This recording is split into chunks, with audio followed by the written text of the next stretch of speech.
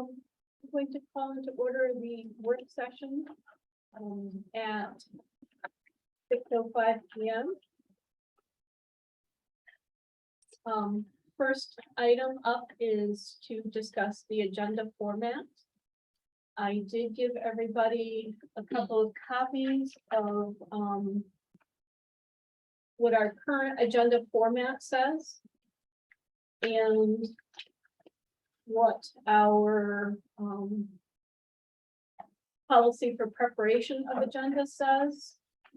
And I also included a sample policy from NYSBA that expands a little bit more on the preparation of the agenda. So it's a little more, a lot of it is a little more clear on how the agenda gets prepared in terms of when it's available, who can request things, etc. I do think that we need to, if we decide to make changes in the agenda format, we will have to update our policy. And actually we have to update it anyway because we're missing H. It's mislabeled. It goes from G to I. So either way, we're gonna have to update it. The alphabet. And you know what probably happened is that we probably deleted something from in there and it just didn't get relettered. But I also think that we might want to consider updating our preparation of agenda policy as well. I spent some time this afternoon looking at different school districts in the area and how they structure their agenda formats. They all do it just a little bit different. I do think that for the most part, what we have works. However, we have been discussing changing the comments from the public so that the first opportunity for comments from the public is for general, what? No, Agenda only? no, the first one would be for general items. And then agenda only would be at the end. And I think it's the opposite way. well, That's what we were. no, I know, but I'll tell you why I thought it would be better that way. It is how Binghamton City School Districts does theirs. And I think it makes a little more sense because this way, if people have questions on the agenda items, we've already gone through them and quite possibly we may answer their questions as part of the meeting.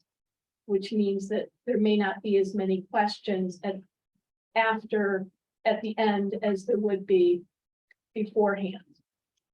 I think that if we have the agenda items before, there may be a lot of questions that could most likely get answered throughout the meeting. Or if people are here with a concern, they can voice their concern and leave. And they won't have to be here Yes. the whole time if it's not an agenda item. So Yeah, I understand Binghamton does it way, but the majority of schools do the opposite way. I haven't found that to be true. No. From the ones that I was looking at today. Well, I'll have to get you some research, but I saw. Okay, that well, at I printed a board bunch of meeting. stuff out, Yeah. and I was looking at it. So And- I'm sorry, what would your preference be again? My proposal Or proposal? is that we do general comments first. Okay, And that we do agenda items at the end. Purely because we could end up at the first comments from the public with a lot of questions on agenda items. That would be answered as part of the evening as we go through the agenda items. That was my the main reason why I saw several other schools that do it the same way. And it's, to me, it seems to make more sense, at least in efficiency of how we work, so that we don't have, because I know that it's happened in the past. People ask questions about things that are coming up on the agenda. And we end up saying, well, that will most likely be answered during the meeting. That will be answered during the meeting. We're going to have that discussion during the meeting. And so, but the changes will be what we all agree on. It doesn't, I'm just starting out with my proposal. gotcha. And the general comments, Tom, like what you were saying, if people have a comment, they can comment and they don't have to stay for the rest of the meeting. Okay, I just want to make sure I heard everyone correctly. Thank you for the clarification. Yep, and the other thing that I believe we should, well, that we need to change is we have it right, we have on there Board of Education goals. And what we've been doing is Board of Education comments. But we've been doing the Board of Education comments after the superintendent updates. Which I like only because a lot of stuff I'm about to ask Joanne covers. And I have Right. questions and I go, Yes. oh, check, and I don't even bother asking them then. And we also have been doing, so what, the way our agendas have been going is superintendent updates. And then comments from the public. And then Board of Education comments. So that's a little different than what we have on here. Do you think it makes sense to have the public comments after the BOE comments? Because again, we may bring up stuff. I don't know if it's just a thought, or does I it really think matter? usually, my opinion is that by the end, if people have. Usually, most of the time, what we have are either further questions or things that we've noticed and things like that. I don't think that we would end up getting a lot of questions or answering a lot of questions, but it could go either way. And we certainly can do comments from the public last. But if But it adds no value, then never mind. I was just, I don't think it really matters. okay. But if you guys feel that it would be beneficial to move the comments from the public to the absolute last, that's fine.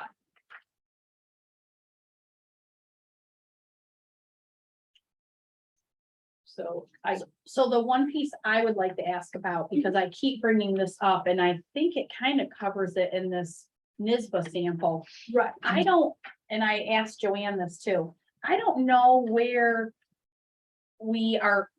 where is a good spot to ask our questions. I think it is the Board of Education comments. Mhm. So I'm always, you know me, I always have questions like, how are we doing this? Or what's going on with this, right?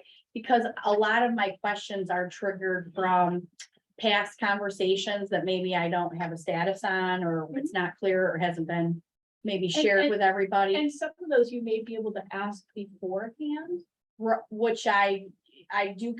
which I know you do. Yeah, and that's where Um, I'm not really clear on, does it make sense? And this is my ask. Does it make sense? Like I had questions on the cheerleading program, the school facilities.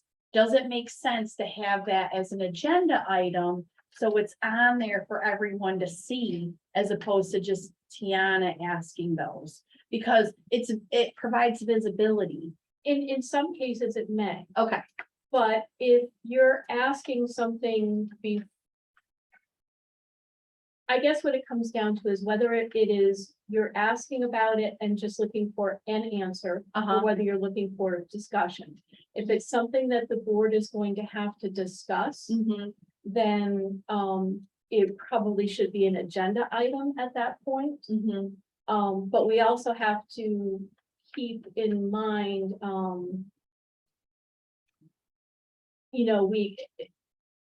how long beforehand we need to contact about putting something on the agenda. The other the other thought of that is, what we may have to do is part of Board of Education comments. Mhm. There may be some things, because you may have questions about things that can be easily answered, Mhm. but it may not be something that the whole board Wants to know or needs. or wants to have a discussion on Right. right that minute. Right, Or, because that's one of the things that is stressed, is that we have to be careful about requesting information as an individual, right. or whether it is something that the whole board feels is, as a consensus, feels we need to do. And that's the tricky part, Yes, I'm because, struggling with that. so here's an example. Totally fictitious sample, okay? Sure. So, you know, Tiana, maybe you decide you want to know, what percentage of our students, trying to think of something Use that's, mine. I asked what percentage of our students were being home taught. Oh, yeah, I that's asked good. That's a good question. right, okay. But probably most of us would be interested. I would be, yeah. I asked it in conjunction to a question that she had. Somebody's gonna have to get back with me with that. Right, and so that's the thing, is that sometimes when you ask the questions, they can't answer it. But if you're the only one who say, thinks that that is something that's important, I mean, that's a poor example, because, I know what you mean. but, now. but if you say, I want to know how many of our students wore yellow socks yesterday. Oh, Jesus. I'm just trying to think of something outrageous, just to make it a little clearer. Right. So I want to know how many of our students wore yellow socks last week. And that's something obviously that then somebody has to go back and do a lot of work on. Sure. And to compile the numbers, ask questions. But if the rest of the board says, that's really not something we need to know, Mhm. then I think I'm struggling with what's my purpose here, right? And I know you're smiling, Joanne, because obviously you guys probably already figured this out about me. What I'm trying to do is help facilitate conversations and get answers and try to bring to light some of the concerns that people have. Where, I went to the youth club meeting, which I found out a lot of really good information. And it wasn't a complaint session, but they would love to be able to use the facility. So I simply asked the question because they validated that they're not able to use the snack shack. I'm calling it the snack shack down here. Where am I? The snack shack over here. And I know that we are. Yeah, we are in the process of building brand new facilities, which they're aware of. So where would that fall in? I sent it to Joanne. Maybe you guys don't care about what the youth club believes the perception is about We the. were all involved with the club, so we. Oh, okay, see, I didn't know that. Sorry to interrupt for a second. Sure, Our community is concerned because they're seeing this live stream Yeah. and they think that we're live streaming an executive session. So I just want to say to everyone who's listening, this is a public work session and that is why we are streaming it. Because you have the opportunity to see the school board work. yes. Thank you for letting me. So, thank you, Shannon. and so that is a valid question. But there's a lot of things that have to go in, so. Sure. So perhaps that is a question that you ask, you ask of Joanne and Shannon, Right, but then. I they- vetted it to Right, them. but they need the time Yep, to, Was helpful, so thank you. That part of it is good. to Yes, Say, yeah. that so was I good. did do the right thing then. yes, Cause this is where I'm trying to figure out what's the protocol. I'm struggling Right. here and I'm asking you guys for help. yes, and so I- that's good, but the thing is that you have to remember, it may not be able to show up on the very next meeting. Understand? Because but also. If she's posing that question, is that something that should go to the whole board? Well, I copied you. I copied all of Right. you. And as long as we are not Responding or responding to that. Okay. It's not considered that we're doing work outside of a meeting. Right. You're alerting everybody to a question and you Like would, an FYI to the board that that there's. That I'm asking this. right. Okay, And it could be, again, this is not a good example of this, but it could be that the board says, Eh, no, that's not a good use of time. Okay. Of the staff. And Gotcha. So we're not going to address that. okay, But that is exactly how you should do it in Okay. terms of. Well, I mean, going back to the real basics are, if somebody has a question, what we're really good at as a board member is Uh-huh. directing them at who they should ask the question to. And I get what you're saying, because your constituents are asking, and that sometimes they come through, and there's a lot of people that do it.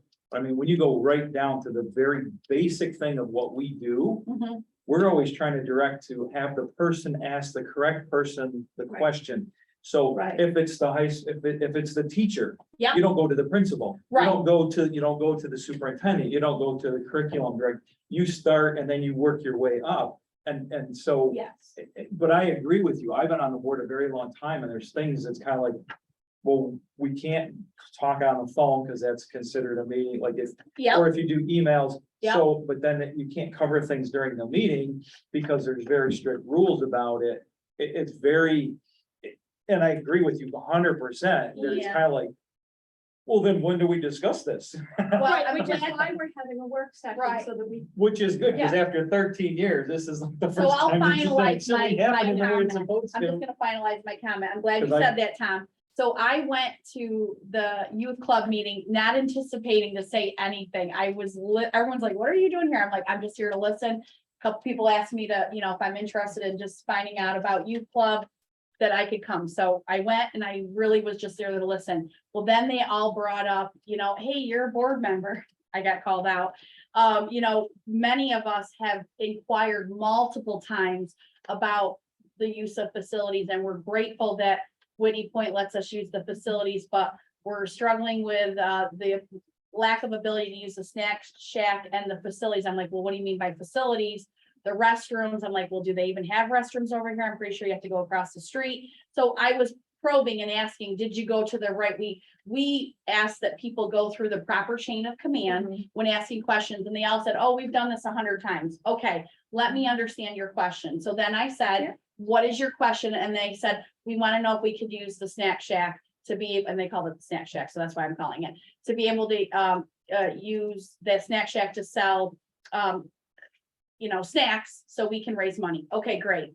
And what else is your question? That's really it. And the restrooms. I said, well, good news. You guys, many of you probably already know, we're working on the capital project. That's going to be kicking off very soon. Everyone's very excited about this. And what I will do, and I did say this, what I will do is go back to the superintendent and Murphy and ask if they would be willing to consider a schedule, as long as it's not in use by any active sport going on, if they would consider that. So that was my ask, and Murphy did an excellent job. I'm just gonna read it to everyone because you We guys, already read it. okay, I didn't know if everyone read it, but I thought it was an excellent response. So this is exactly what I think everyone was looking for. So I'm gonna leave it at that. That's the kind of information. So they all claim they went through the proper channels at one point and just didn't really get anywhere. So thank you, Tom, for bringing And to that your up. point, like the fact that we know that there's this need, like, for example, for facilities. It's Yeah. like in every part of this project, we said, wherever can we have a bathroom that is just access to the bathroom and it doesn't,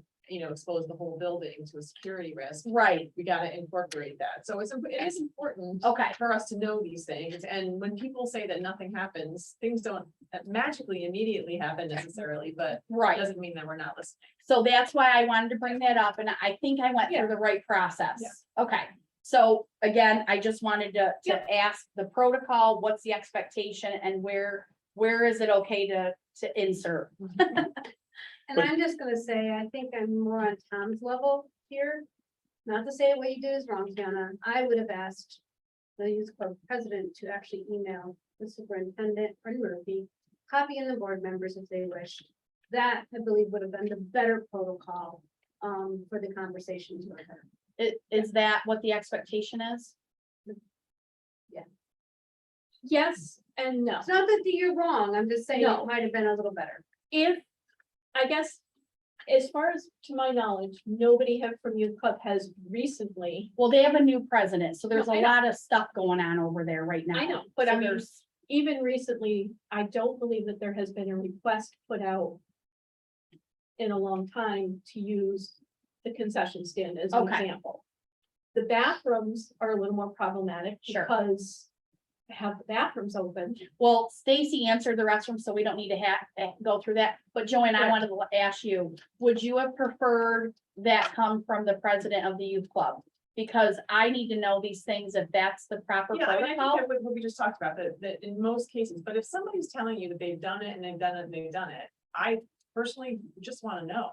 Okay, So right. at that point, if they said, I've already tried that, I've talked to everybody and I'm not getting anywhere, then, I mean, I don't have any problem with you you're just letting me know that Okay. this is an issue out there. right, Right, which The is, one thing that I know, again, because we've all been involved with youth group and people will come to us or music or anything. Sure, And they'll do the same thing. And they'll go, you're on the board. Right there is a bad intro. I understand No, no, that. and they don't mean it that way. They just think, people will come to me all the time and they think, I know every employee in the school. I know everything that's being done. And they'll ask, and then if I don't, but also they think that, oh, I can go in and change things. I made that very cannot. clear. But I mean, when anybody comes up, go, oh, you're on the board. Yeah. That gets my, my spidey senses tingling. I'm like, oh, what is it? Like, why? Right. And then if I go back and say, I am a board member and I am telling you, if you did, it gets, I it know I have gets to be, muddy. And I have to then, be very careful. I said that I am not there to promise anything. I would be more than happy to take this information back and see what, you know, what they say. Right. If you guys have not gotten any responses, I don't know what's happened in the past, but clearly all of you seem a bit frustrated. I would be happy to take this back to the superintendent and copy the board on it. So those were my words. So I think I followed the protocol per se, but yes, I Right, and- understand. And I would say that since we know they haven't made the request recently, they should make the request Okay. again. However, if they come to you and say, you know, I've contacted this person, and this person as they should, and I'm not getting a response, Okay. then it is certainly appropriate for you to say, hey, have you heard from? Oh, because let's face it, emails, Oh, it's overwhelming. I well, don't- and it's not only that, sometimes, especially, you know, with the school emails, sometimes a certain email domain may get blocked and not go through. Sure. So it's always good to make sure that, yes, we heard from them. Okay, well, Um, I appreciate all the What- feedback. as far as the bathrooms, Yeah. I coach down in the bowl. Oh, the bowl. So I just learned what the bowl is. Oh, okay. The bowl's over Yeah, because here. there are a lot of different sports here. and Right. Some teams that have more of a problem. Oh, it's the bowl over here? That's considered the bowl. It's down at the dam. Oh, down at the dam is the bowl. Okay. So there's So- no facilities down there, right? No, No restroom. no, Okay. and as a coach, I'd asked multiple times, asked multiple people and got different answers. So it is true that. And then when I asked other people, I got different answers that. Blame was shifted from the school to other, and I was like, I knew some of those others, and they're going, no, that's not true. Mhm. So there is frustration, and when you're there and you're coaching under 8 kids. And the families are there after school and they're jumping around and stuff, and they have to go all the way over to McDonald's to use the restroom. Yeah. So that is something that I totally, Okay. and as long as I've known, that has never really been fixed, it's never totally been, Yeah. so. but there's a Porta lot, johns, although no one Yeah, likes porta johns. yeah. Well, no, there are no porta johns, because we were But- told they but couldn't just be to there have because a they porta float john. away if they well, flooded. because that's not our property. But then I asked the Army Corps of Engineers, that's what I'm saying, Yeah, that no, I know. when I asked the people whose property it was, they're going, oh, you can put anchors in there and they could be there. And we were being told, well, they get tipped over. So it wasn't, Tom's Okay. right. There was vandalism and. Yeah, and I'm afraid I'm gonna. No, It's stop. unpopular, and we need to Yeah. get back to. Well, the reason I brought it up is because I wanted Yes, to no. understand, can I add these things to the agenda? Yeah. That's why I asked. And So again, I'll stop my conversation. adding but things to thank the you. agenda has to be a consensus or a decision on behalf of the superintendent. That it's something that's relevant, and it may be relevant, but it may not end up on the very next agenda because it may be something that research has to be done into. Makes sense. Gone Thank you. into, so- Thank you No, very you, much. no, your original point in asking the question was very much on topic. Thank you. Chris, since you had expressed not wanting the comments from the public in the order that I proposed, can you explain to me why? I mean, I can look at it, just at the couple of conferences that I went to, the majority of the people said that they tend to do the agenda items at the top because it keeps the business moving, of the business flowing, because if it's an agenda item concern, the board would like to know that there's people in the audience concerned about that item. So even though it might be just a simple statement and we say, okay, we're gonna work on it, it gives them an opportunity at the end. If they want to add to the public comment about the agenda item, they can, but it's letting us know they're here specifically for an agenda item. Okay, but one of the things we had discussed was having one comments from the public to be for general things not agenda items and then one for agenda items, but the way you're saying it there is that they can ask agenda questions, but then, No, they wouldn't ask agenda at the end, but if they had any additional information about their concern at that point in time, it could be a public comment.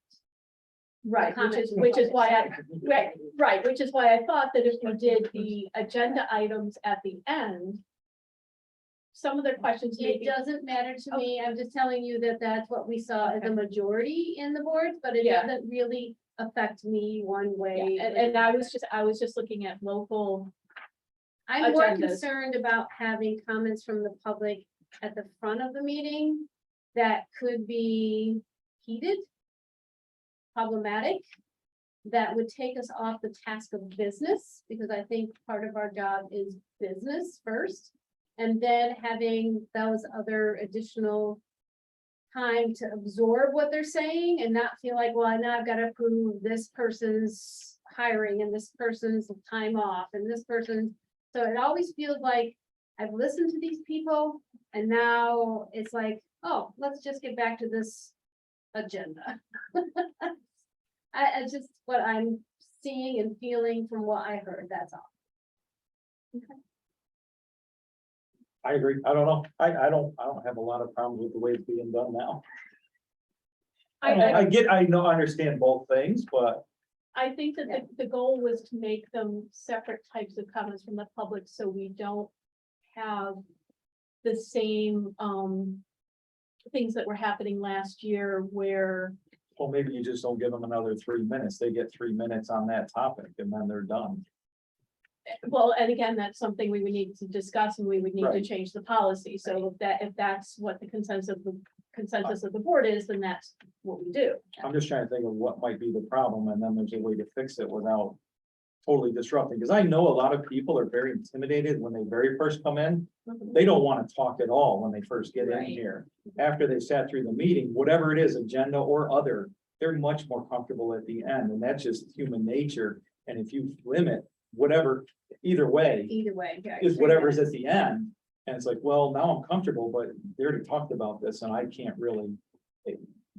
I'm just trying to look at a whole bunch of different ways and what, if we go one direction, what that might do to the public as far as. Feeling comfortable asking questions, but I think that maybe limiting. So somebody isn't there reading 10 pages and they stop halfway through and then read 10 more at the end. Mhm. Just because they had another 3 minutes, it's like, okay, we got the gist of what you mean, we understand, not to belittle it, but. We can't have 100 I- people doing that. I agree with Tom. We've got that piece needs to stop. That And piece, then we need yeah. to craft a policy that is clear that that's not. One is agenda and one is. we My- wanna hear. My feeling would be agenda at the beginning and then open at the end. And the reason why, I think if you have agenda items at the end, my thought would be, well, they already discussed and voted on it. Why would I even say anything? I think that's Kind of what was over brought it. up, yeah. Kind of like, at the beginning, say, well, I have a concern, you're gonna be voting on this, I have a concern about this. And do the business first, Okay. and then at the end, you can still have they can still bring up, well, I still think you guys did it wrong for the agenda, but, you know, they can still do that in the comments from the public at the end, so. I kind of think the business part should be taken care of first. And they should do that so that we can form, if they come with 20 people and 20 people all said, you know, you're gonna about to vote on this subject, here's some information about this that you should consider. If we already voted on it, it's like, well, why did I come? We already voted, I can't give you. Right. Okay, so the first comments from the public will be agenda items. Correct? I'm for that. So that we should vote or. Okay, so again, Well, no. I work with little kids a lot, and it's not that people aren't, but are you gonna ask them, what is your topic? Before they start asking their question? Well, I It's think like, we have it, it's- you know, Agenda is laid the out there agenda. that is agenda items only. If they What come up people with- might not realize Well, what's okay, on the but we agenda, can- so I'm just saying that I know, It but we might can not add be. it to our protocol that we have before, we can, And we just need to make sure we make our community aware. We need to be wise in letting them know the South changes. right, but I mean. But they might have a thing and then they get into it and then you gotta say, oh, I'm sorry, that's not it. You have to sit down and wait. I mean, politely and nicely. I'm just saying as a person who teaches, I'm like, do you have a question on this? Uh-huh. And then they go right into their story, or they ask something totally different, it's like, okay, I'm sorry, I try to cut, but it's a So- little bit embarrassing, Hopefully that wouldn't happen. so. So I guess I'm trying to. The only reason why I brought any of this up was that we've had several comments. From all of us saying that perhaps we need to look at how we handle the comments from the public. Yeah. And to split them in two. So, So this is just my discussion about Yeah, what we're, yeah. so that's all it was. Yeah. It wasn't trying to change anything. It's just like we normally do. This is what's up. We discuss it, then we can vote. I'm just trying to say that if we vote on it, this is some of the things that I would be worried about. Is making people a little bit embarrassed, like, oh, that's not an agenda thing. I know, that's not an agenda thing either. I think being really polite to them and Right. saying. I'm just saying at the Yeah. beginning, because I, Yeah. just this This opportunity for comments from the public will be for topics that are addressed in our agenda. And that there will be a second opportunity at the end for general questions. But if you don't feel that that is effective, then we don't need to make any changes. So, yeah. No, I'm not saying to change. I'm just saying that that's something I might see because we know what an agenda item is. And we know what it is, but a lot of people might not, that, We have to make them knowledgeable, right? Yeah, do our best, right?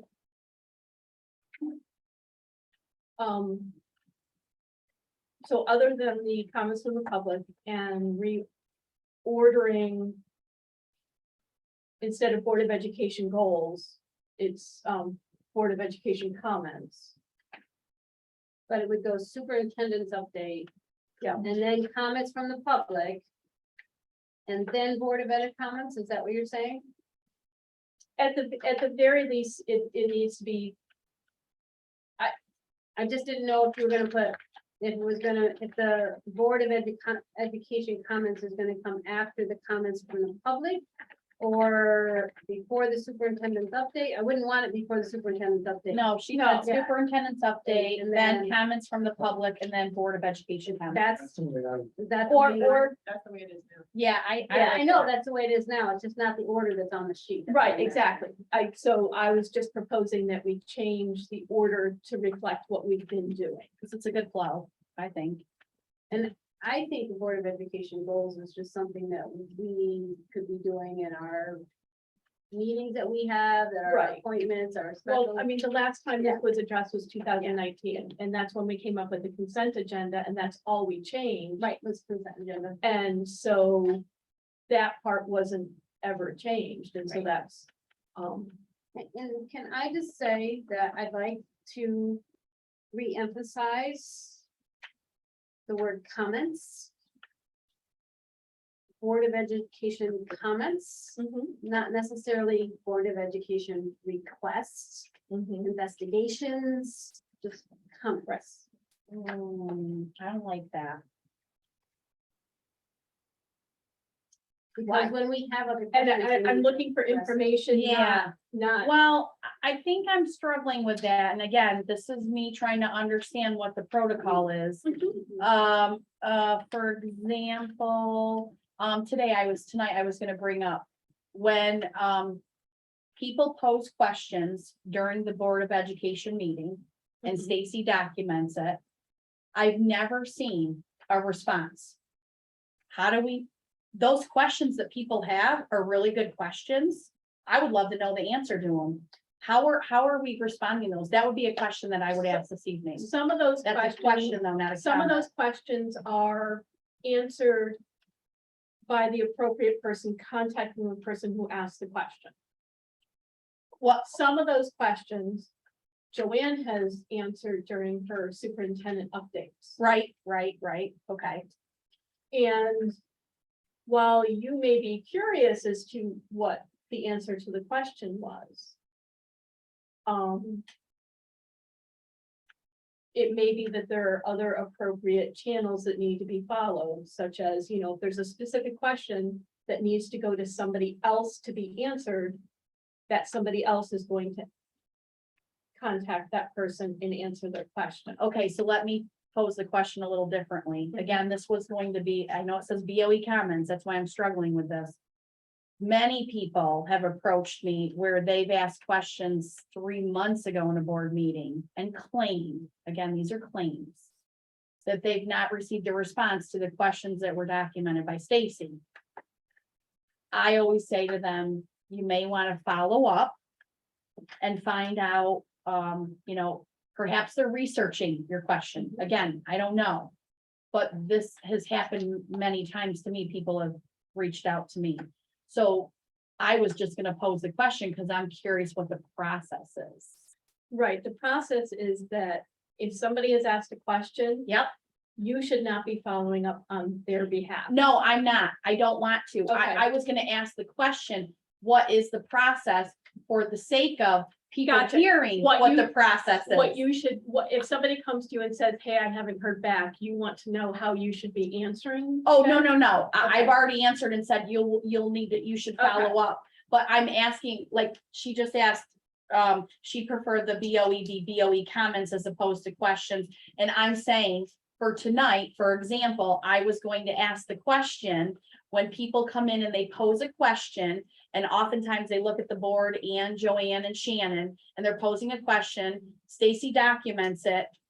Many people have come to me and said, where do those questions go? Because I never get an answer. So my question tonight was, how do we know those questions are being responded to timely? Let's say some of those involve some research. People are claiming, again, these are claims, that they're not getting responses on their comment period, which is documented as a question. So I'm getting a lot of people coming to me at this, and I said, okay, I will ask the question. Right? Can I answer this? I've had this happen before, and I just simply emailed Joanne. That's all I've done. Or Stacy, whichever one was appropriate at the time. And I said, you know, we covered this on the board meeting. Could we have an update? That's as simple as that. But I don't, Email. I don't want to be the go-between though. Well, you don't have to be to go between. You can just say, has this been answered yet? Could we all hear the answer? It's a simple question. Just ask Stacy. Stacy will take it to Joanne.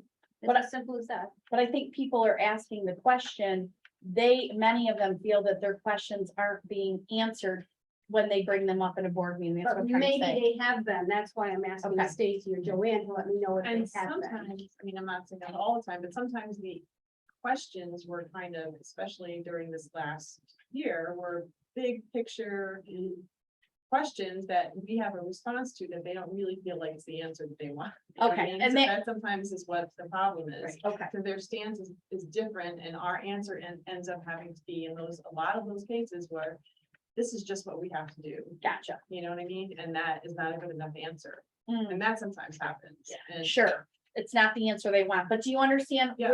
what I was trying to achieve Yeah. tonight?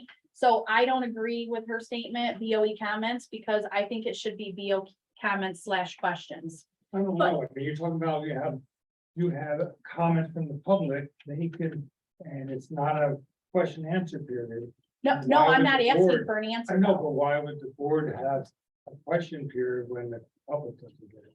The public does have a comment period where they can ask questions that are documented by Stacy. That's not true. Can I just say that a board member can get out of their seat, they can go over to the public comment area, and they can become a public member and say their comment and walk back. That's silly. No, that is Absolutely not. exactly why we started the Board of. No, That's what it says in the agenda, well, I don't care what it says in the agenda. That's ridiculous. but it is what it says right But here. public comments, to be clear, public comments, you are allowing the public to ask questions, yes or no? Okay, so why can't the board ask questions? I'm waiting for an answer. Because it's not a comment, it's not a discussion period. You can ask a question, but it might not get answered then. I wasn't asking for a discussion. I was asking to have Right, the if- same courtesy as the public and be allowed to ask I a guess it question. depends on whether you're asking a personal question that affects you or your family, Yeah, no, no. direct family. Or if you're using it as an avenue to ask questions on behalf of somebody who has come to you. Yeah, no, these are just, doesn't it make sense, my question? You guys get where I'm going? No, I This guess, is a question that 50 people have asked me. The transparency, I'm just gonna say it, this is not anything new. This has been since day one I started in this position. This has been the question that just keeps getting asked, and I just want to put it out there so people know. If you have a question, it will be handled based on, research, whatever it is. Just Right. make the statement. But and you're say kind of it. asking two different questions, okay? Because you're asking, how should that be handled and to make that transparent? And you're also saying that the Board of Education comments should also be a place for you to ask questions on behalf of, based on questions that the public have asked, not based on your personal comments. Right, that's true. That's a true statement. Okay, and so here's the thing, if you're asking questions that somebody has come to you and said, hey, I didn't get an answer, that's when you email Stacy and you say, so-and-so came to me and said they've not received an answer. Can you please make sure that either it, A, check to see if it has been answered, or B, make sure somebody answers them. But I don't want to be the go-between. I just wanted to have the statement made. But if you're asking that question during, then you're making yourself the go-between then if you're asking that question during Board of Education comments. So one of them is public in a part where it's just supposed to give us an opportunity to make comments about things that are going on in the district or like that, or whether you're going to be following up on somebody else's question. All right, so the question is, can the public expect a response if they have a question during the board meeting? And if so, will someone get back to them directly? Then that's the better question. That is what we say. We say in the protocol, That's great. we will, however, respond to your questions, concerns at a future meeting or have the proper staff member get back to you at the appropriate time. Okay, Ms. Black will be keeping track of questions and make sure they are passed to the appropriate person. I know, you've said, I've heard you say that. in every I know. meeting. And so if somebody feels they have not gotten an answer, they need to be contacting Stacy, Okay, because either way, you're making yourself the go-between. If you email Stacy to ask if they've got, if, yeah, I don't want to do that. okay, but if you ask that question then in Board of Education comments, you're now made yourself the go-between in public. I think what I'm trying to do is for the public to understand the process. That was my goal. That's- And Shannon's shaking her head because she gets what I think I'm trying to say here, because maybe I wasn't clear. Just want the public to know what the process is Yes. and what they can expect.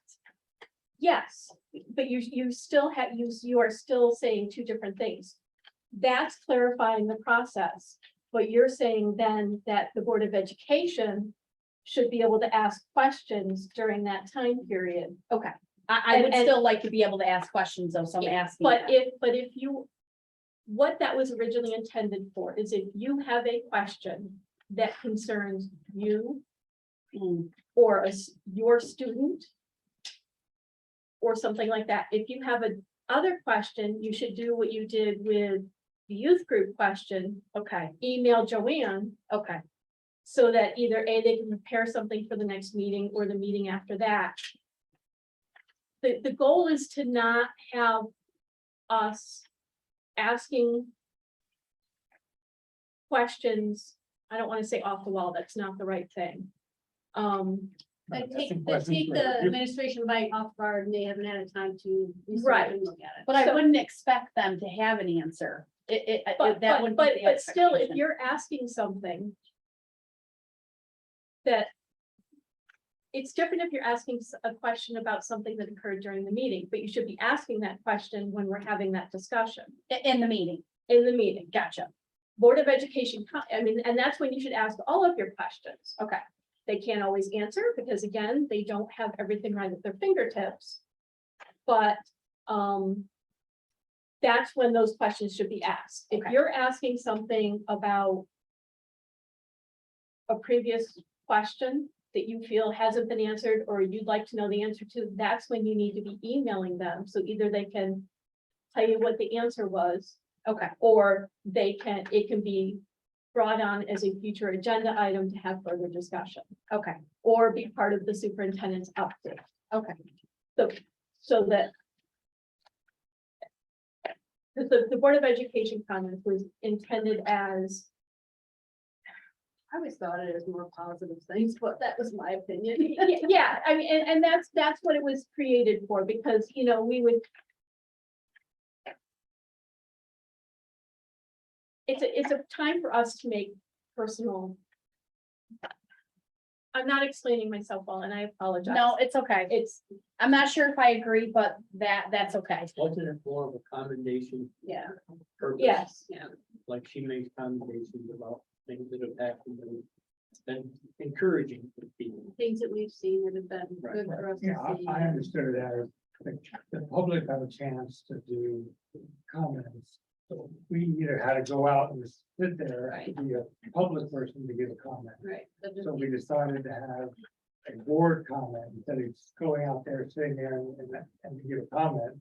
We could do it from here and be a part of the board. because truly, any questions you ask should either be done during the discussion that we're having about that topic, or you should be emailing it so that either they Which I can did. say, Okay. so that they either, they can say, oh, that's easy, here's the answer to that. Mhm. Or that's something that we'll have to look into, or, you know, maybe Joanne would bring it up as part of her superintendent's update that,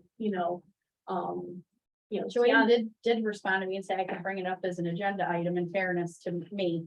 So I went through all of what I consider the proper protocol. So I don't agree with you guys, but I hear what you're saying. I am ready to move on, but I don't agree with it. I think it should be a comment and question because there might be questions that come up literally during the meeting, but it's not necessarily on that topic. But it kind of ties to it maybe a little bit, but maybe not appropriate to ask that question. But when it comes to my turn, I may want to ask a question, not just a general comment. So I think it should be comments / questions. But whether you guys agree with that, I'm not really sure. I feel like I've done my protocol the other way with these other things. I'm not questioning whether or not you have followed. No, I know. I'm just kind of trying to understand the process. And- Some of it is too, that it's weird because when you're out there, you have some rights that we don't. Right, So when we're here, we have some rights they don't. right. Nobody has it all, and what you're asking is kind of to have the both. And I'm not trying to get on you because it is a I weird. am asking for that. No, it is, because there are some things that the public You can signed the do. paper. And they can ask, and they don't get a comment then, and unfortunately, there's no discussion, so it looks like it's. All these stuffy people are there and they're nasty and they're not listening to me and they're not answering me. But then if we're up here, and we're all members of this community, so everything that gets brought up, anything that gets done. But we're not an individual in here, we're supposed to be the board, so That, we yeah. have to do things a Appreciate different that. way. We're facilitating, we're not the messenger. Right. I mean, a little bit, we're a messenger, but we're facilitating what you have. This is where it goes to. Okay. And they're still not hearing it, go back again, and I can maybe make a call myself, not during the board meeting and say, oh, I was wondering. Within reason, because there have been in the past, there's been people that have asked all kinds of things to be done, like, and because they're on the board, they're just like, oh, and this, and this, and this, and this, and this, and the person will writing it all down, and so, And what I then mean, it is, it we. ends up being like a 20-hour task for information that one board member. Okay. wants. So even though we're all community members, when we're here, we're a board member. Understand. We're in the community, we can do community things, we can do things, we can ask questions ourselves, but then, so that's the whole thing, is it. Nobody has the perfect seat here. Okay, I appreciate everyone's feedback. Thank you. I really like this document. But, I mean, is there Which document are you the talking about? agenda preparation one that you were talking about? I Yeah. like this. I'm thinking that, taking the not gray areas, and just coming up with another document for us to look at. Like without all this Yes, extra I stuff. just got emailed this afternoon. Yeah, but it actually is by quite Nick, but- good, Steve, and and I- I look at it, but I'm wondering if we have, I mean, we know who does responsive parenting agenda, we know Yeah. it's the superintendent with Stacy and Stacy and Stephanie. But I also know that insert number of days, suggested business submit items and superintendent at least number of days. prior to regular meeting, I think 7, I don't know what, Joanne, what do you think, or do you want 14 there? I found several school district, local ones. And I believe that. Do you need 2 weeks before it's added to the agenda, or 7 days? What's your thoughts there? I would be okay with 7. 7 working days? Maybe we can clarify this. Yeah, oh, I agree. I didn't intend for us to just, I'm just thinking if Yeah. we want to start looking at this and get something in a different format to look at again, but I Yes. thought maybe 7 working days there. And then it says prior to regular meeting, but then it says prior to a special meeting. What do they mean by the special meeting? What's that term, Stacy, is? The special meetings are usually within 1 week, they're scheduled, so, but it could be, So do you need it? at worst Boundaries case, for- it could be within 24 days that, or 24 hours that Yeah. it's decided we're having a special meeting, and it's usually because something came up, Something came something up. serious. So not originally immediate scheduled. attention. Right, so what do we want? Do we want number of days there? What would your preference? personally, I feel that. Special meetings should be special meetings and we should not be trying to add something to Okay. them because they're usually called for a specific purpose. And insert, it's because it says, and insert lesser number of days. It does say lesser number of days prior to a special meeting, so it would be 1 day. You'd want to know 1 day in advance. Sometimes I'm not having anything change. No, it's like how long before she gets the information? She has to have the information. Right, so She would need at least 1 day to prepare for a special meeting. No, this is to add something to the agenda of a special meeting, not to call a special meeting. No, yeah, this is to give it to Stacy for a special meeting. Yeah. Right, but a special meeting has to already be called for a specific purpose. I'm just reading what they have here, is because it says, business items must be submitted to the superintendent, at least, we said 7 business days prior to a regular meeting. And then how many days prior to a special meeting? But if you Well, read down below, the board has discretion in determining how to handle No. items that are not included on the Right, agenda. right. Yeah, I know And so that. that's what we're talking about. Not necessarily to, Yeah, it says, board members I have the ability to place it on a meeting where that isn't necessarily been put on it. Yeah, I get that piece. This is Right. just for Stacy's, to know that she has stuff coming. right. But the thing is that normally for a special meeting, you don't have a board member saying, we need to add this to the special meeting. So I'm wondering why they have this. here then. Just in case you know. It's a suggested policy and I will, again, I'm sorry, I didn't have time today to pull together everything that I found for the other school districts and a lot of them follow most of this policy from So NISBA. I can just find out why they have it. I can go look at So, I do think that we need to adjourn our work session. We will have to, look at a time when we can have the rest of our discussion. Is it possible to have the rest of the discussion after the meeting? I think that we will have to wait and see how late our meeting goes and whether the rest of the board is willing to stay. The only issue with that is, it has to be done in public. And, it's gonna have to be up to the whole board whether or not we want to stay and continue the discussion this evening. I think I'd rather go and find a couple other agendas. No, I'm talking about the superintendent's evaluation. Oh. I know that this was never meant to be Okay. decided on tonight. Okay. It Okay. was just for discussion. It was just to open the discussion and to give you the information so that we can then address updating our Well, it's policy. learning objectives, right? Yes. So that was intended because, and that's why I included our preparation of agenda policy and this one, so we can look into updating our policy using the suggestions in here. So do you want to hold on these changes also? Because we could essentially change, bring this to first reading based on what your conversation was already. And then read on this one. I would be okay with that, so then. Maybe the first reading. Yes, For yes, next- make, for next yes, time. because they're two different policies, so that one for the agenda format, I think we could safely make those changes and bring it for a first reading. Okay. And then if we had thoughts and wanted to include other changes, we could do that. Do you need a motion to, Yeah, if you give me just a second. We are going to approve the motion to adjourn the public work session at 7 PM. Thank you, Chris. In a second. I'll second. Thank you, Brian. All those in favor? Aye. Any opposed? Any abstain?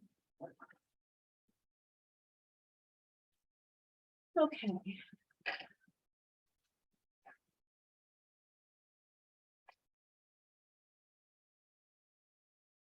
All right, we are going to call our regular meeting to order at 7:01 PM. Would everybody please rise and join us in the pledge of allegiance? I pledge allegiance to the flag of the United States of America and to the republic for which it stands, one nation, under God, indivisible, with liberty and justice for all.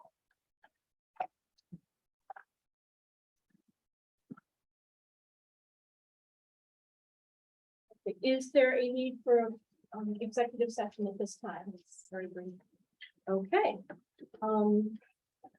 We are going to recess the public meeting at 7:02. We'll have your discussion on contractual items. We have a motion. So I have Brian and Chris. Eddie, I'm sorry. That's right. So Eddie. All those in favor? Any opposed? Any abstain? Okay, we'll be back as quickly as we possibly can.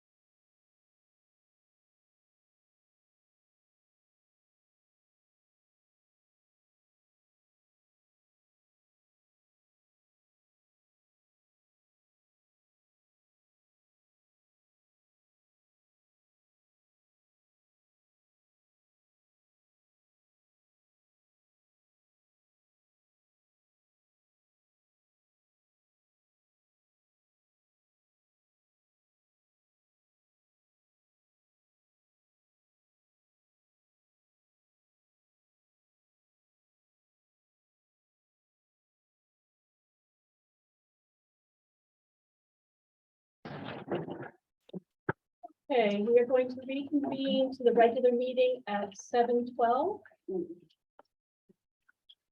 Correspondence, there is none. Policies for first reading.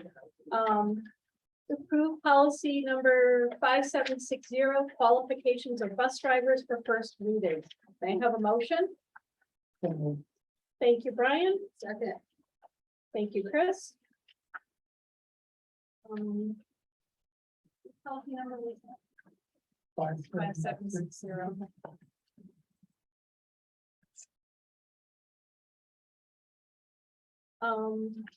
So we have, So the old one was the second. the top one is the, Yes. okay, And this is, what was recommended from Erie one, and it's just a slight update that has the current rules. Qualifications. so nothing has substantially changed.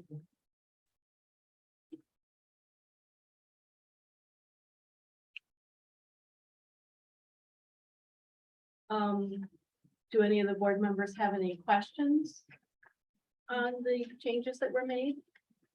I don't have any questions or changes. I do have a question. This is generally put up on the web eventually, correct? Yes. This is just a suggestion, since we're now more web-based policy, can we work at trying to remove underlines? And things like underlining under qualification of bus driver, underlining the statement of drug testing, because it gives a false identification that there should be something more there, like a link. So that's just, and it also helps with people who have to have a screen reader. It doesn't complicate their screen reading abilities, so being more compliant with that would be helpful for us. The printed one doesn't open down. What? The printed one doesn't have lines on it. It's only in the digital. It's the digital one, so that would be what's on the web. Yeah. I bet it's there, just gonna be really light, you can't see it. Yeah, we don't see any first. Except at the very end. There. Oh, just at the very end, drug and alcohol No, testing. it's underlined right here. too. And all of them. Right there at the beginning. Right, Oh, Yeah. wouldn't it also? I can't wouldn't see it it on make mine. sense Okay. For it to be underlined and have a link I see what there, you're so saying. that it would link. You could click on that. To go to that policy? No one. Well, but if you're on this. New one doesn't you're have it the on it, policy. Okay. Well, that's what you want. Right, right, just get rid of it every place we can and then it's down at the Thank you. bottom. I think it's just a good general point, though, I mean. Yeah. Yeah. You gotta ask Screen for readers both don't of like these. underlining and it makes the screen reader think that you have a URL that's going someplace. Mhm. Okay. Were there any other questions or comments on the policy?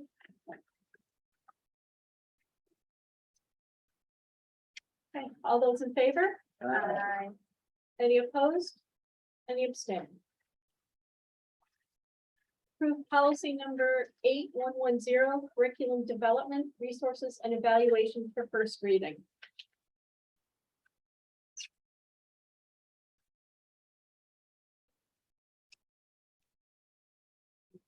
I didn't know if I was supposed to say something now or not, if I was waiting. No, I'm sorry, we need a motion.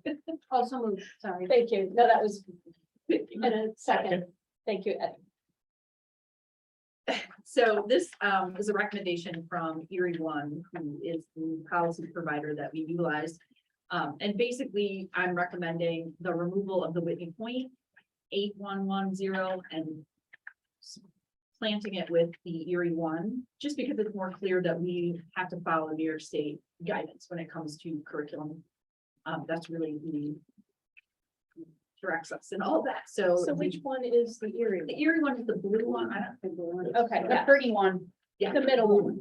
Okay. Yeah, trying to figure out how I put it together and how it went in there. So the blue one is the Erie one, and their comment is that this is not required by law. This sample policy was revised to emphasize this district's curriculum must align with state learning standards and include any specific topics required by law, regulations, or guidance. They're clarifying the definition of the terms like state learning standards, curriculum, and instruction. And the whole goal is just to make it a little more clear Mhm. as to how curriculum functions inside of the district.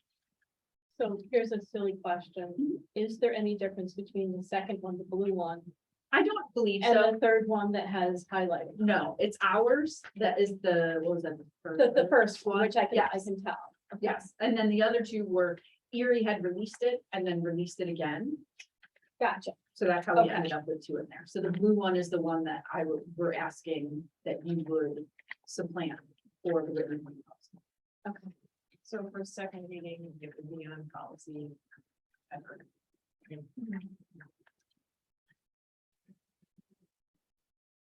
So basically, it's just the differences that were in the highlights. Correct. Makes sense. Just one other comment, can we make sure all the policies as we go through them, the formatting is the same? You're smiling at me, Shannon. The format, I like the format on the one you presented, Shannon. They look different. It's just, it keeps it clean and nice. I don't know, just a suggestion. Just have the formatting be the same. The same as what we normally do, or the same? Well, as- no, the same, like, as you guys go through the policies and we make the changes and we approve them. Just streamline those to make sure the look and feel is the same going forward. And I would say that, a new configuration of people are looking through policies, so like, you'll notice the top page that we're using, that Yeah. you're starting to have conversations about how we can make it more consistent. Yep. And so that's an excellent point, and so that when we're giving them to Stacy, they're presented in a consistent, so that you Yeah. guys are getting the same thing. So it's something for us to learn, for me to learn specifically. Yeah, just same font, same format, how it's presented, the policy at the top, if that's the banner you guys want to use. Whatever. No, But and this one looks really nice, by the way.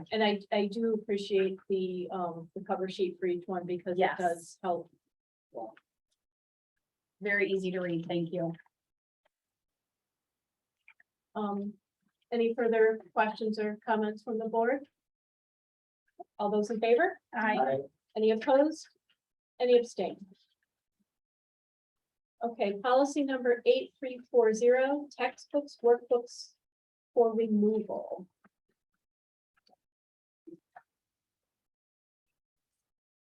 Huh? I know. May I have a motion? Thank you, Chris. I'll second. Thank you, Brian. I was just making sure to find it. So again, this is the same idea. Erie One, provided suggestion and we looked through what they provided, what we had, and then made a decision. So the, comments from Erie One were that this is not, required by law or regulation. And their policy was making it solely focused on instructional materials for non-public schools. We have another policy that addresses that. So there was not a reason to keep the separate Whitney Point 8340, because the discussion of materials for non-public schools is in another policy. So this was a duplicated piece of information. So the we want to recommendation- just get rid of it. Yes, Okay, I can follow all the other ones and I didn't follow that on this one. I know. Yeah. because it was And I was reading sloppy through it and and I did mark it all up, so No, it's I okay. didn't really like to do Yeah, this. 'cause- Okay. I crossed it out, so I got that you wanted to Okay. get rid of it. We'll be cleaner next time around, or we printed. No, it's okay, it's fine. Perfect. So I hope it's fine. It's a lot better than trying to work through all of it. That's nothing. Okay, any further questions from the board? I do have a question. So the blue is what we're trying to use as our first policy, will be our first policy or not? No, the one that has the Whitney Point policy logo at the top, that's really the only thing that you need to look at, because I'm asking for it to be removed. But the other ones behind it are the Erie policies. Yeah, that's what I'm talking about. Yeah, we want, We do not need to adopt the Erie one policy. Because we cover it in another area. because I was not happy with this stuff. Well, that's why I said I had it all marked up and it was, That's why it should all just go. yes. I marked the same things I'm sure you did. Yeah. Like, oh, Yeah, no, we're removing ours, but, and we're not adopting Erie. same, Yes. and I guess we're gonna get a new one eventually. No, it's incorporated in No. another policy. Got it. You'll hear it You'll hear as it we're going later. through it, but it's not a new, it won't be a separate different policy. Thank you. Yes. Okay. Any more questions? Okay, all those in favor? Aye. Any opposed? Any abstain? Approved policy number 1251, voting machines for removal. Because we don't have any. So Okay. I second it, but I like new ones now. I like a new one. Joanne, you would too, right? So this too, we check on some legal guidance on this because a lot of all that we have to do with voting and elections and others, all the procedures are in New York State education law. And so a lot of these are just, and they very quickly become outdated. So he just advised that you don't have that, you just follow the law. Makes sense. Any other questions from the board? Okay, all those in favor? Aye. Any opposed? Any abstain? That brings us to policies for second reading. So approved policy number 4220, administrative authority for second reading and adoption. May I have a motion.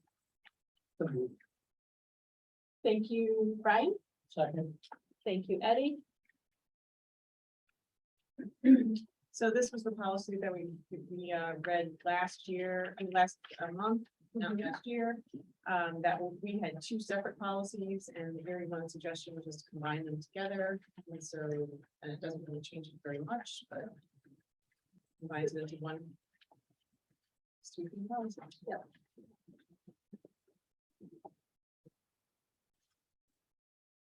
And I see, and we'll be voting on the next one to remove 4230. Now, just as a reminder, again, these first targeting, when this was last reviewed in 1980. Good job and looking at these About policies and updating them. Good job. There's a lot of them. Yes, there is. Have we ever counted how many policies we have? Hundreds. Thousands. Oh, I know, I still have one. It's more outdated than what you have, Yeah. but yeah, I have that book. yeah. So do I. No, she stands there, but when we can. Yeah. Look. Okay, all those in favor? Aye. Any opposed? Any abstain? Okay, remove policy number 4230, administrative latitude in the absence of board policy. May I have a motion. Thank you, Brian. Second. Thank you, Chris. Do we need to have any discussion on this one? Okay, I will. All those in favor? Aye. Any opposed? Any abstain? Oh, are they gonna change all the issues? No, that's this next one. Oh, that was the last one. Boy, I'm one being ahead of you guys. You're on 4310 right there. Yeah, no, we're voting on removing 4230. It wasn't the order they were coming up in my thing. but- Okay. Got it. Stacy So- had them all in my packet the right way. All right. Approve policy number 4310, superintendent of schools for second reading and adoption. May I have a motion? So moved. Thank you, Tom. Second. Thank you, Eddie. So did you find more he sheet in there? Is the first one the one we were gonna adopt, No, or the the last second one, one? the one of 1991/2022. Yeah. So again, this was a last reviewed in 1981. We removed last meeting, we suggested getting rid of gender. Mhm.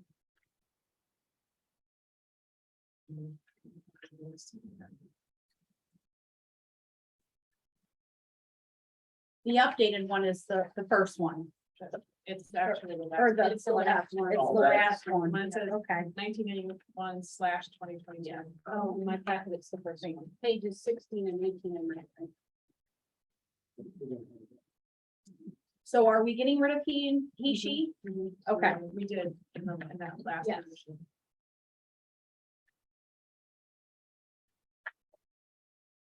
Were there any questions from the board on this?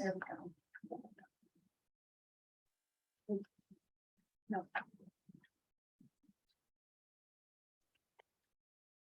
looks good. All those in favor? I, Any opposed? Any abstain? Approve policy number 7530, child abuse and maltreatment for second reading and adoption. May I have a motion? So moved. Thank you, Tiana. And a second? Okay, thank you, Chris. So this policy, had required updates in it. It was last reviewed not as long ago, it's 2011, but there still have been changes in, law around this. And then at last meeting, we asked that it be also made gender neutral, and there's the parent guardian, parent/guardian. Yep. And the last one again should be the. Actually, I think it's the first one in our packets. It's the last one in Oregon. So just because I'm getting a little, I think that we're all getting a little confused as to which is which. Maybe we need to come up with a better way to, It should say 2022 on the top. yeah. Just Okay. one. Just 2022, right? Yeah, Joanne? that's the Yes. last- So it is the last one in our packet, guys. Okay. may I ask? Would it be best for second reading to only have The latest version, we discussed that. earlier. Yes, please. Because at that point, we've already looked at all the old and proposed, and that would. I feel it would make it a little easier for me to determine, Sometimes I might take the one that I had during the first one, that's all marked up, I'll put it aside and I'll just look at the new one. So I would, do another one. I don't know how other people do it, but plus it would be a lot less paper. And yeah, I don't. but also when we're doing them for first reading, perhaps we can. Current, proposed, or something, just so we're not trying to figure out. Which is what, especially like when we have the current Erie one and the one that they had done before. I mean, ours, it's a little obvious because it has the header, but yeah. Sorry. Okay, did anybody have any questions on this one?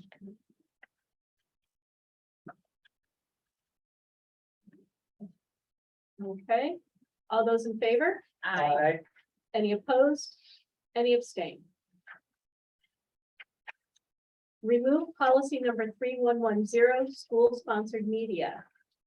May I have a motion? Thank you, Eddie. And a second? Thank you, Brian.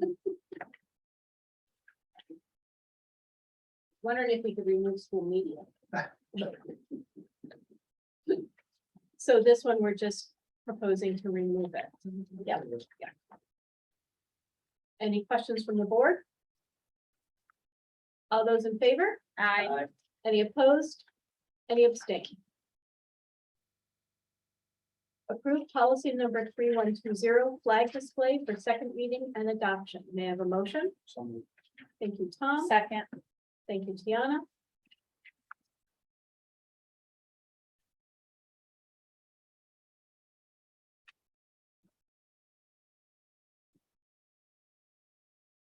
Did anybody have any questions on this?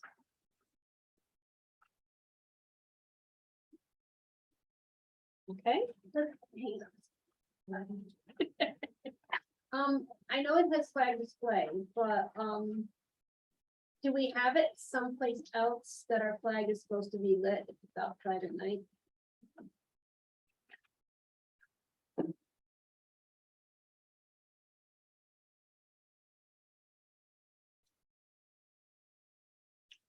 yes, we're supposed to follow all the rules and laws of the state, so that's a Right. a So state it's a law, state so, law. so it's kind of not covered here, but it's a state law, so it Should we should be. just say, state law should be followed and, I don't know, Does it need to be said? I have no idea, but I know a lot of schools forget that the light's supposed to be on.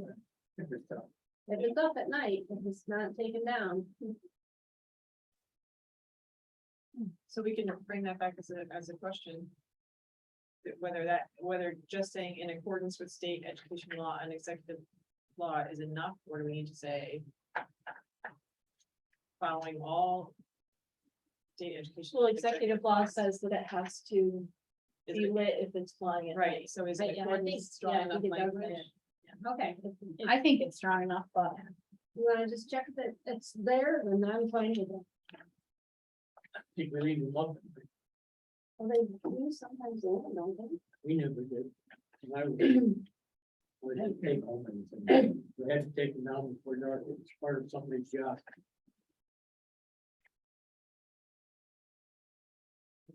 Seems like I. Up there, up We your better make ways. sure it's happening, whatever is, Yeah. whatever It is. seems like I've seen it up at the middle school. But it's also lit. I thought that one was It- lit. it It is. Yeah, I think I it's mean, that lit. may have changed. Yeah, I think And it's lit. this one is, I mean, they don't take. this. But it's also lit, so. The only other thing is if it's up that 24 hours a day, it'll deteriorate, and that has to be brought down too. You're not supposed to fly on a ragged flag. we need to document that. But you are saying in But that's accordance part of with the state, executive law. That's the Yeah, law. right, so, I mean, I think your language here is appropriate as long as you know what the law is and you're following it. Which is an expectation of. So I don't think we need to table it. No, But no, we I need to don't make think sure that we're following Just whatever. need to make sure we're following the law. Right, Make sure we're that's it. following. Okay. So. Do you guys want to vote on this one tonight to approve it? Yes. Okay. All those in favor? Aye. And opposed? Zach's communicating all things at all flags are lit at night, yes. Yes. Thank you, Zach. Okay. Only the sidewalks aren't lit at night on math science nights. There's that's supposed to be also.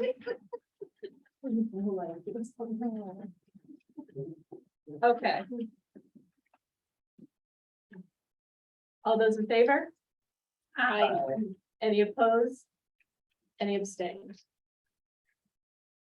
Okay, approve policy number 3410, code of conduct on school property for second reading and adoption. May I have a motion? So moved.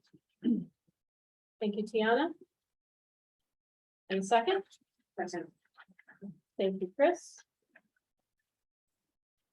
And this is the one that Zach brought forward last time, and again, they changed it to the Erie One language, that references current law, because that's the basis of the policy.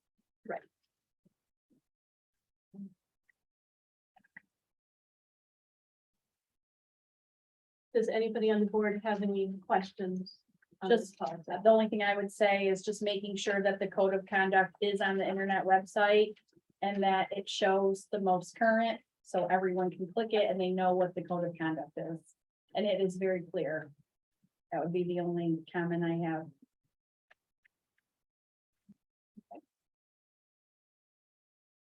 Any others? One other comment real quick, I'm sorry. Is it, I'm assuming it's standard protocol, to make sure once this is approved and finalized, that it will be provided to all the teachers, an updated copy?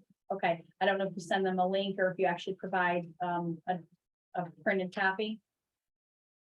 No, we don't put in copies. Okay, so it's just a link saying the code of conduct has been updated, So this is the code of conduct for the public, right? the code of conduct for conduct within school for students, whenever that's updated, then they do actually get this copy. Perfect, thank you. That comes in the calendar and everything. Yeah. That's a written Yeah. copy. Yeah. and Thanks. Any other questions? All those in favor? Aye. Any opposed? Any abstain? Okay, that brings us to comments from the public. Ladies and gentlemen, we are about to convene into the public comment period of our meeting. Although state law does not require us to hold a public comment period, we have chosen to do so because we believe it is crucial for us to hear from our community members about their concerns and issues. Having said that, please note that the board is here to listen. The public comment period is not designed to be a discussion. Accordingly, please do not expect the board to respond to your concerns and questions tonight. This is because we take your concerns and questions seriously and want to have sufficient time to process and research issues if need be. We will, however, respond to your questions, concerns at a future meeting or have the proper staff member get back to you at the appropriate time. Ms. Black will be keeping track of questions and make sure that they are passed to the appropriate persons. I also want to point out that under state and federal privacy laws, we are unable to entertain any comments or questions about school personnel. Please know, however, that we take personnel concerns very seriously. On these matters, we would ask you to go through the appropriate administrative channels. Finally, we recognize that right now our nation and our community are polarized on a number of issues. That said, we want our school board meetings to serve as an example to our students that members of our school board and members of our community can deal with controversial issues in a civil manner and demonstrate mutual respect for one another. In that spirit, we will insist that all speakers and members of the audience maintain civility and respect for any divergent views that others possess. We ask that speakers please address their comments to the board directly rather than to the audience. In the unlikely event the meeting becomes unruly, the board will recess the meeting and return once order has been restored. The board will now entertain public comments. Each individual speaker is allotted 3 minutes. The individual time limits will be enforced so as many members of the public who wish to speak may be allowed to do so. Please state your name and residency before you begin. And all that being said, is there anybody who would like to speak this evening? We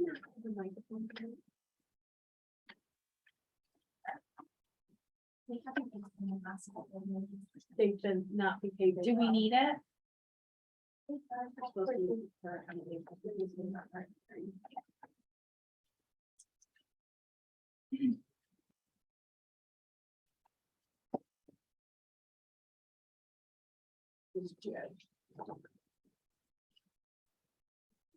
okay, we tried at least. Hit text or say text. Oh, there it goes. It's on. Oh, we tried. We tried. No, Russ, I thought it was Yeah, the we did, system, right. I thought. We're trying. okay. It's on, but it's- I just ask anybody who does speak this evening, please make sure you speak loud and clearly. I know that it's not necessarily an issue in here, but we do want to make sure that people who are attending virtually can also hear clearly. I'm assuming since you are standing, you would like to speak. Sure, I'll go first. Okay, Good evening. For those that do not know me, my name is Brandy Miller and I reside in Lyle. Can I ask you a question? That's our microphone. Do you feel comfortable moving a little closer? Sure. Thank you so much. Okay, let me start over. Thanks. Yeah. Good evening. For those that do not know me, my name is Brandy Miller and I reside in Lyle. I am co-director of Whitney Point Youth Club Wrestling and president of Whitney Point Wrestling Club. I am speaking tonight as a parent and advocate for our athletes. I have already expressed my concerns to our athletic director and superintendent regarding a recent altercation between our AD, wrestling coach, and athletic trainer. I did receive a response from our AD, however, not from our superintendent. Now with a recent situation this week with our high school girls who are pursuing wrestling, I am feeling highly discouraged that wrestling will be facing hurdle after hurdle to have a successful season. We should never discourage any of our students from playing any sport, especially leaders from the school. Wrestling Club does everything we can to assist with supporting the school to have a successful season every year. This year, we have purchased singlets for varsity. What is the uniform schedule and how is it determined, as we are the ones that purchase them? Currently, Wrestling Club is responsible for paying for custodial and cafeteria staff anytime we hold a wrestling tournament on school property. I would like to know when there's an alumni open gym or Sunday all-stars, are they also paying for the janitor? Also, why is youth football not allowed to use the scoreboard or concession stand? And finally, not related to sports. As a parent, I would like to know why our school district did not apply for the grant offered for free lunch when many surrounding school districts did and are seeing its benefits. Also, why are we using a program that comes with a fee every time we add money to our child's account? That's all I have. Thanks. thank you. Thanks, Brandon. Thank you.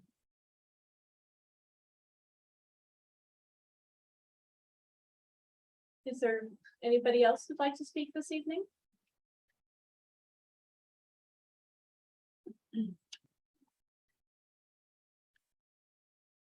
My name's Alexis Sayers. I live in Lisle. I've been a part of this community for 37 years plus, and so has my husband, Jerry Ayers. We have 3 kids, Grayson, who graduated last year, Gavin's in 11th, and Gabriella's in 7th. I'm very invested in many clubs and groups, and also volunteer whenever I can. I'm here to support and advocate for a girls wrestling team by telling you a little bit about my daughter Grayson's experience as a wrestler at Whitney Point. Her experience was quite unique last year, as she not only got to experience wrestling boys all season long, which she did not mind. Section 4 had enough girls at the end of the season that for the first time ever, they could hold an all-girls sectional championship, which Grayson was able to participate in. For the regular season, she wrestled boys, if they had any, in her weight class. Most of the time,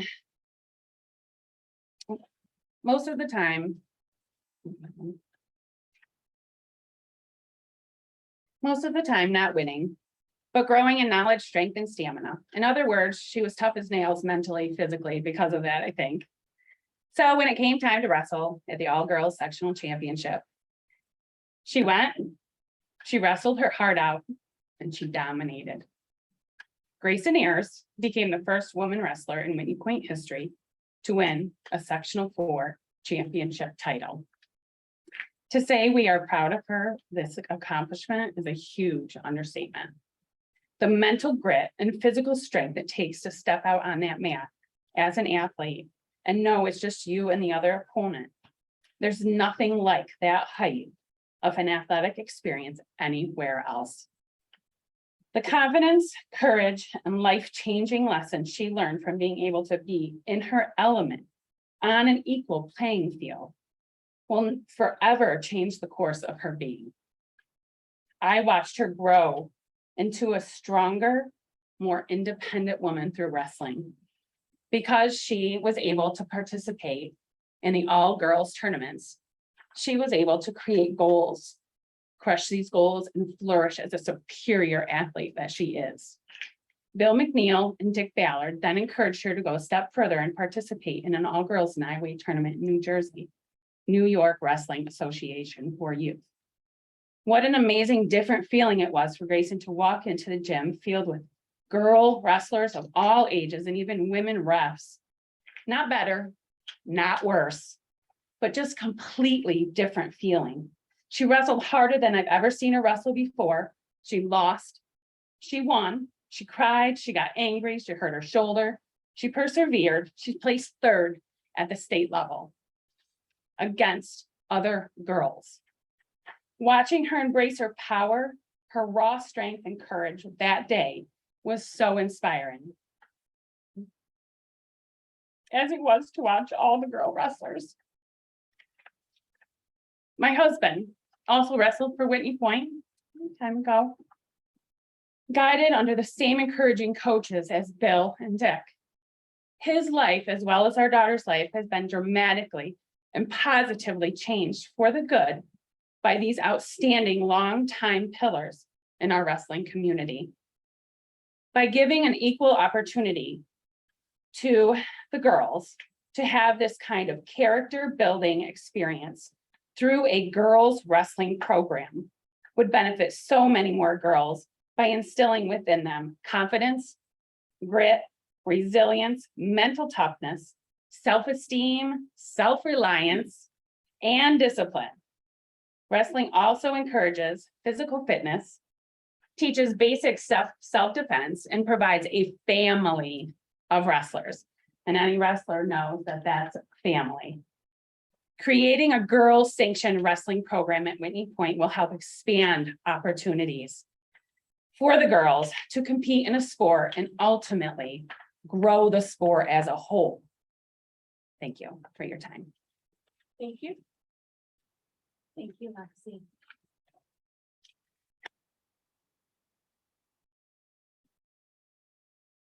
Come on up. I'm Carter Stallings down in Barker. I help with the wrestling program. I recently graduated. I've helped coach youth and I've helped with some of the varsity kids. So just to add on to what was just said, we have multiple female wrestlers in the youth program. They wrestle mostly other guys, sometimes other girls. There's some in the same weight class. We see them, every day at practice. They enjoy it. They love it. Last year, we had 2 females that went to Long Island for that state tournament. Both of them did that after the girls sectional tournament here in New York. That was just an extra chance for them to wrestle. Doesn't really mean anything. I mean, it does, but it's not like the field hockey team just went to states. That's a club tournament. It's just one more chance for them to wrestle. So they went there knowing that, hey, I get 3 more matches before I'm done. Let's do it because it's fun. I mean, we have a lot of youth kids that go down there as well. So it's definitely a good experience for them. They get to experience something new. I just thought that information might be useful for you to know. I mean, girls and guys both enjoy that. Girls, we'd love to have them on varsity if we can. I know there's some more testing in place for them right now, since there is not a girls team yet. There is a lot of support in Section 4 for that. Talking with other schools and other coaches, they have tried to put together girls' practices outside of school groups. I mean, club practices where it's, hey, we get 2 girls from Tioga, 1 from Forks, 1 from Dryden, 1 from Whitney Point. They can all meet this place at this time if they want to practice with each other, just to try to help them, get further ahead, since there's no girls teams yet. So if that helps with any questions or thoughts, just thought I'd throw it out there. Thank you. Thank you.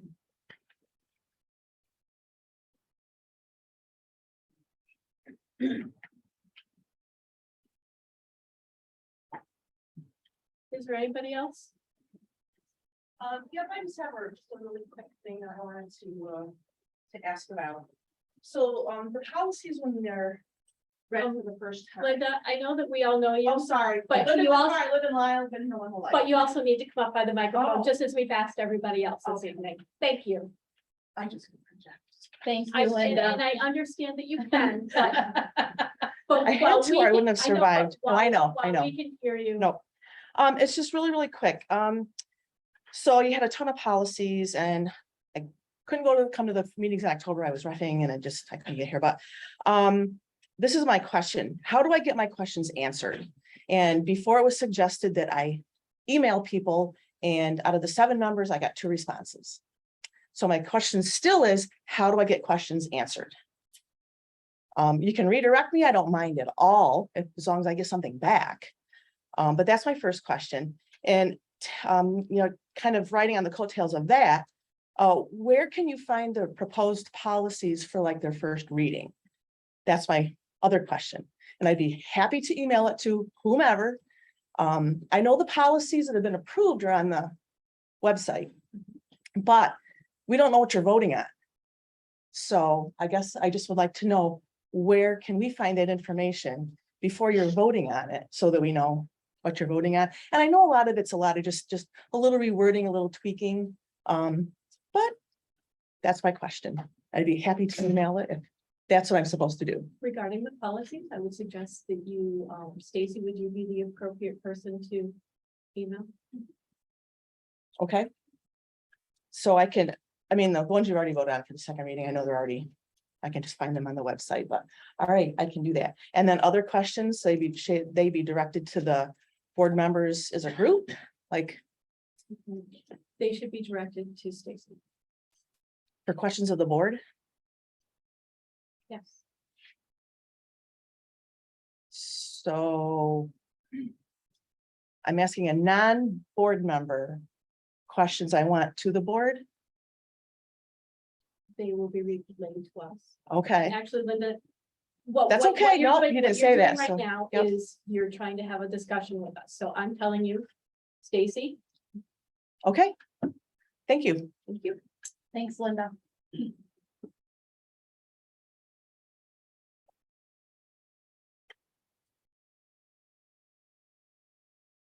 Any other takers? Good evening, board members and administrators. I'm Stephen Clark. I live in Lyle, former employee here at the school. Now I inspect school buses for New York State. Three things quickly. One, I was here about a year ago and had mentioned the lack of uniforms for the marching band. It seemed like I got a positive response from the board members. But as you all know, the Columbus Day Parade came and went, and we still don't have uniforms. I know in lieu of that, all the students wore windbreakers, which they had to purchase themselves. And it's not like the marching band is a choice. If you join band, you're in marching band and you have to march. And in that case, you have to buy a windbreaker, as I understand it. It would be nice if they could have uniforms. I'll just reiterate what I said before. On a positive note regarding that, they did announce us as the Whitney Point Golden Eagles, which made me happy. It wasn't just the Whitney Point Eagles. Second thing, I can't remember. Third thing I can remember though. Oh, now I remember. Driver's education. I'll mention this. I went to school here, of course. We had driver education. There was 2 teachers and a bunch of students, and it was at zero cost, okay? I participated in the program. And over the years, for whatever reason, it kind of faded out. At one point, I know the school still did it, but there was one instructor. And now there's no driver ed program at all. I would like to see something. And I realize everybody wants a piece of the pie. Perhaps I still think you would get a good response from the public, even if the students had to pay something to participate in the driver education program. I think the big hurdle is, where do I go? Who do I see? Who's qualified to do this? If the school sets it up and says it's X number of dollars, we'll get somebody here, then it takes that big hurdle out of the way for many people, I think. So I'm not sure it would even come down to a money thing. I can't speak for everyone, but I think most people would be willing to pay if it came to that. And on that, my third thing I was going to mention is I travel around to different schools. I see things other districts are doing. I can tell you that Union Endicott somehow, they got a grant that paid for an automobile that the school purchased for driver education. And they have that currently now set up as like one of the classes, a student, it like happens during the day. When I took driver ed, it was in the summertime, okay?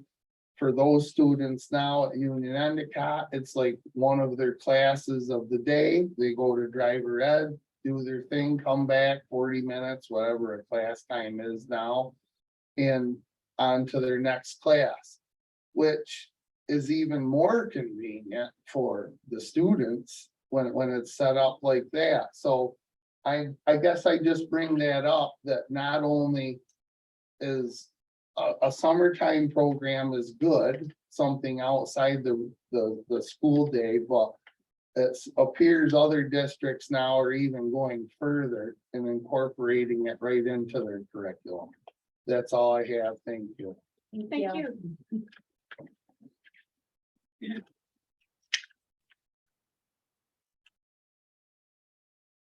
Is there anybody else this evening who'd like to speak at this time?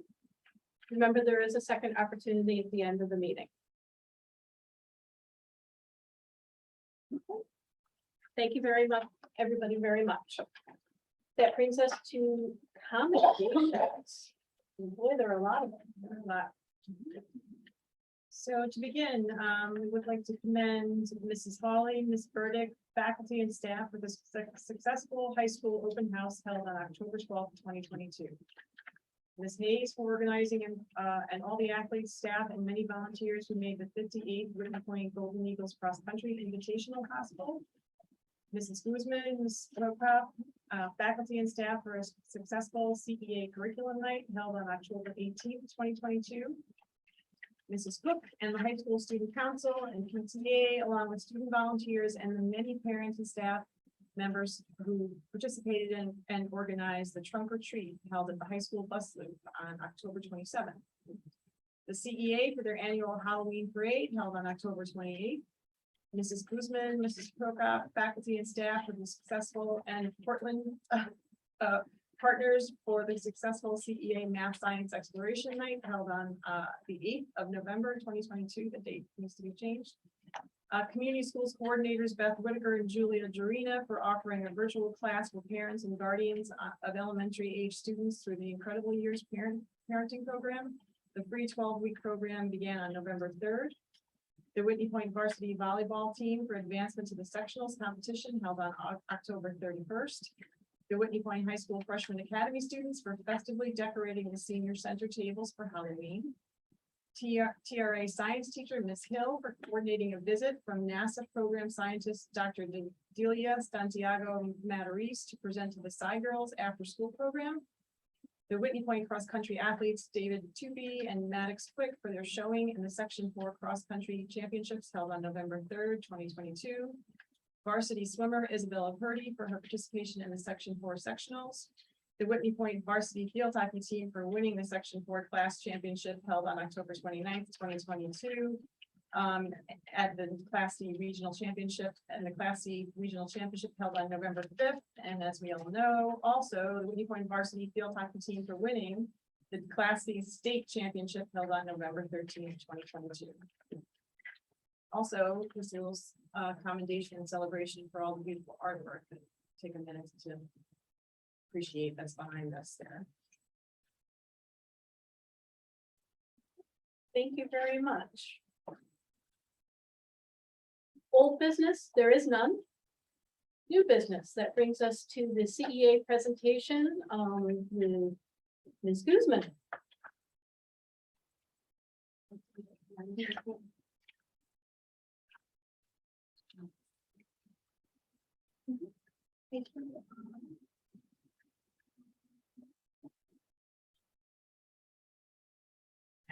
So good evening, I'm Molly Guzman, principal, and I'm Lauren Philpott, principal at the CEA. We're excited to share with you some of our successes this year so far at the CEA. So we're gonna try to cover some things tonight that are important to us. Our SMART goals for 22-23, the opening to this new school year, which was so much more refreshing and successful and amazing than last year. Our teacher planning, professional development, and PLC work.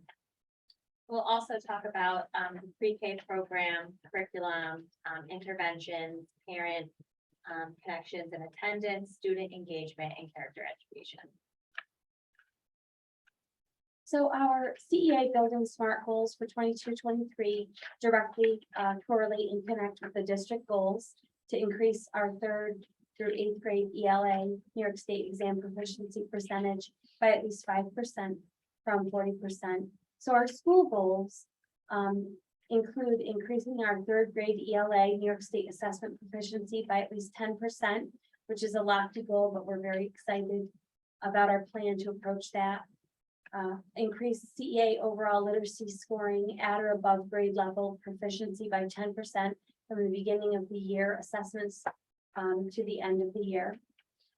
Also, our district goal of increasing our 3rd through 8th grade math New York State exam proficiency percentage by at least 5% is directly related to our school goal of increasing our 3rd grade math New York State assessment proficiency by at least 5%, and to increase our 3rd grade assessment proficiency by at least 5%.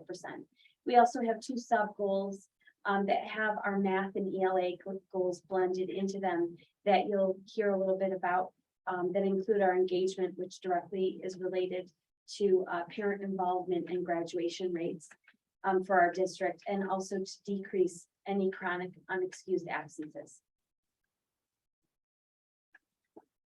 So we're excited that the beginning of the year opened up beautifully. We had our meet and greet with over 1,000 folks come.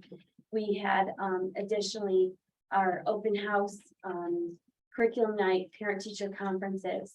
Our meet and greet, like I said, had over 1,000 folks come. We all met out on the playground, and then everyone toured the building, and it was wonderful and refreshing.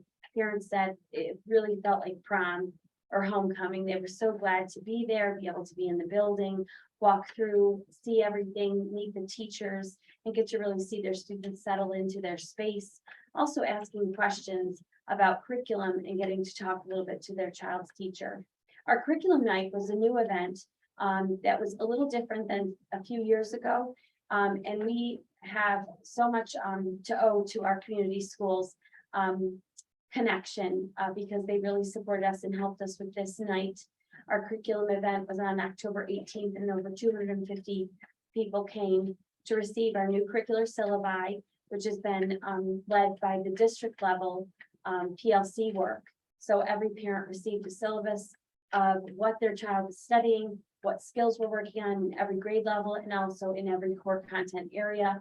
The students got to enjoy a scavenger hunt and prizes at the end. Also, we had a book fair and visiting learning stations with many teachers volunteered to run, to talk about how can you engage your child in math at home, learning games that you can work on with your child, also comprehension skills. We gave away tons and tons of books that have been donated to the school. So we got many books in hand, as well as handing out resources for what are great websites to get your child onto and to connect with the virtual learning. And then our parent teacher conferences, they're happening right now. We had a little more than half of them last week, and the rest are to follow this week.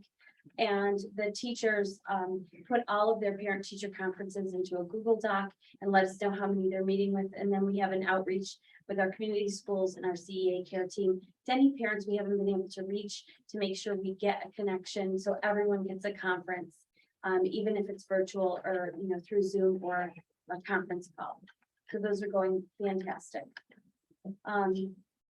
So another event that we did, this was with Dr. Whittle and her students. Last Tuesday, we did the math and science engagement night. So there were several activities throughout the cafeteria, and the students were facilitating them, and they created them as well. They were hands-on activities. The students came in, they were very engaged, and the parents left as well, saying that is the most fun I've had in a very long time too. So the students went to the different stations. They engaged in math or science activities like making bubbles and making slime, or just adding and writing and kind of working with their families on different games. And they left with a kind of free rulers and free pencils and different kind of things to continue their learning as well. So it was another really successful event. We had our Veterans Day event just this past week, and we had 38 veterans attend. There was music, there were flowers, and a parade. Our children did a sign language song, and then at the end, our littlest ones gave a flower to each veteran. To see those veterans feel as connected and touched by the event as we were was wonderful. It was a sight for sore eyes. We did have this event last year, but we were more spread out, and it wasn't quite as just tear-jerking as this year. I have to say it was amazing. And for events like this, we just appreciate, our SROs that are there. You don't even see where they are, but just making sure that there's always peripheral help and protection and eyes on, keeping us safe. Our students were so excited and thrilled with our opportunity for our new music teacher, Mrs. Fedorovich, to have them engaged in this assembly style. And I have to say their behavior was perfect. So our professional learning community at the CEA, it's an amazing building. Our district is phenomenal and I feel very lucky that Lauren and I have gotten to be here. But there's a new energy about curriculum right now, and it's a really perfect timing with the PLC initiative in the district for us to really kind of refine and create this new way of focus on teams and cohesion of instruction. We've had this great opportunity for our teachers to attend a paired reading training. That's something that's going on monthly after school. The literacy collaborative training with Val Prisca, she's doing an amazing job. We've got it calendared out through May so that our teachers are going to be impacted with ongoing trainings. And our new interactive read alouds, I'll tell you, I'm seeing in the observations I'm doing, our students are being able to retain information and they're being able to retell stories and understand the meaning of stories with comprehension a whole lot more with these new interactive read alouds that we've just obtained over the last year and a half that the district paid for. So thank you for them because it's unbelievable materials. And then we have our data cycles and focus on improvement. All of our teams meet every week, so it's a 6-day cycle. So grade 1 meets on day 1, grade 2 meets on day 2, and so on and so forth. So every team has a day that they meet for a full hour and they collaborate and talk about the cohesiveness of their curriculum. So our response to intervention is to support all of our learners. And right now, the tier 1 instruction is being impacted greatly by all of that cohesion of curriculum and the building of the new syllabuses and making sure that we are all teaching the same thing in the same way at each grade level. We also have many students who have benefited from tier 2 and tier 3 interventions. We had the addition of a couple of retired teachers who are coming in a few days a week, and they're supporting our tier 2 with targeted instruction pull out. And then of course our intensive instruction for our tier 3. And so it's amazing, but right now we've got 77 students in tier 3 instruction for 30 minutes every day. And then we've got 71 students in tier 2 instruction of pull out, and then many additional 31 students that are in tier 2 that are pushed into the classroom. So that's to be celebrated. It's a lot of hard work and planning and looking at data and making sure our students are getting what they need. So I'll talk a little bit about the pre-K program. So we have currently 10 teachers between all of our partnerships, so with the daycare and with Head Start. And then we have 130 students, and that's in between the pre-K 3 and the pre-K 4. I'm sure you guys remember in August, at the end of August, we opened up the new classroom just because enrollment was continuing, which is really positive. So in pre-K, we started, it's called the class evaluations or class visits. So that it's different than the Danielson rubric and the way we currently evaluate teachers. So this is an addition to, but Mary Hibbard and I are doing it where we're going to rooms to kind of, we supervise the classroom for about 2 hours, and we're just focusing on the interactions between the adults and the students. So this evaluation has 3 different domains. So it focuses on the emotional, organizational, and the instructional kind of methods and strategies in the classroom. So we're looking, is the teacher creating a really positive climate? We're looking for, is the teacher aware and responsive? Do the students have autonomy and choice over their learning? We're looking at the different materials within the classroom, and if the students are engaged in higher order thinking rather than just rote instruction throughout the day. So that has begun. It's been going really well. So we visit the classrooms, we meet with the teacher later to provide feedback, and then we're gonna visit again in the spring. So the next one is the celebration of the young child. The planning has begun. And we had our first kind of brainstorming session. So even though this event isn't until the end of April, we thought it would be beneficial to kind of get together now to think about what do we want this to look like, right? This is our culminating celebration of our preschool students. So some things we were thinking was to have a week-long, every day is a different way to celebrate pre-K students. Whether it's through art, an art show, somebody coming in and presenting to the students. And then at the end of the week would be the celebration. So we started to think about that and then think about how can we extend our reach to see who would be interested in coming in and facilitating like a fun activity for our students. So that's also with Dr. Whittle and her students. At Portland, they come in and they run a center or a station or plan an activity. So that's something we're really excited about.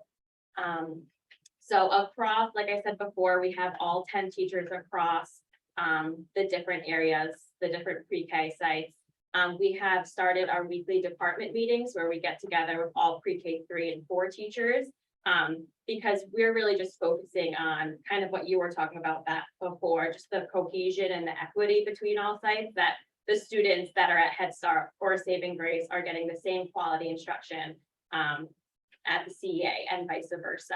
So we're having those kinds of discussions. We're talking a lot about parent engagement and parent surveys. So what we're working on now is we've given out a parent survey about how our program is going. Tomorrow, we're going to discuss how can we use that feedback to now improve our program. So we're trying to get the parents involved in the parents' feedback as well to improve our program. And then we also have had professional development opportunities now throughout the school year, but then also over the summer. So something we're pretty hopeful to start this year is instructional rounds. So that's just giving the teachers an opportunity to visit other classrooms within the pre-K department to kind of learn how can they improve their instruction and their environment from watching somebody else. So that's something we're going to start thinking about, but then also to kind of prepare for our upcoming state visit, just to make sure we have everything in order. So the teachers have also been they've had training on the inter-rater reliability test. So we have the teaching strategies curriculum, and there's a progression that the students need to fall on. And the teachers take an inter-rater reliability test, and they assess the students throughout the year as well.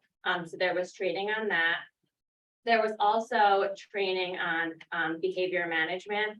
So what we do throughout the year and last year is we look at trends within all of the classrooms and think, where do the teachers need professional development, and behavior management was one of those things.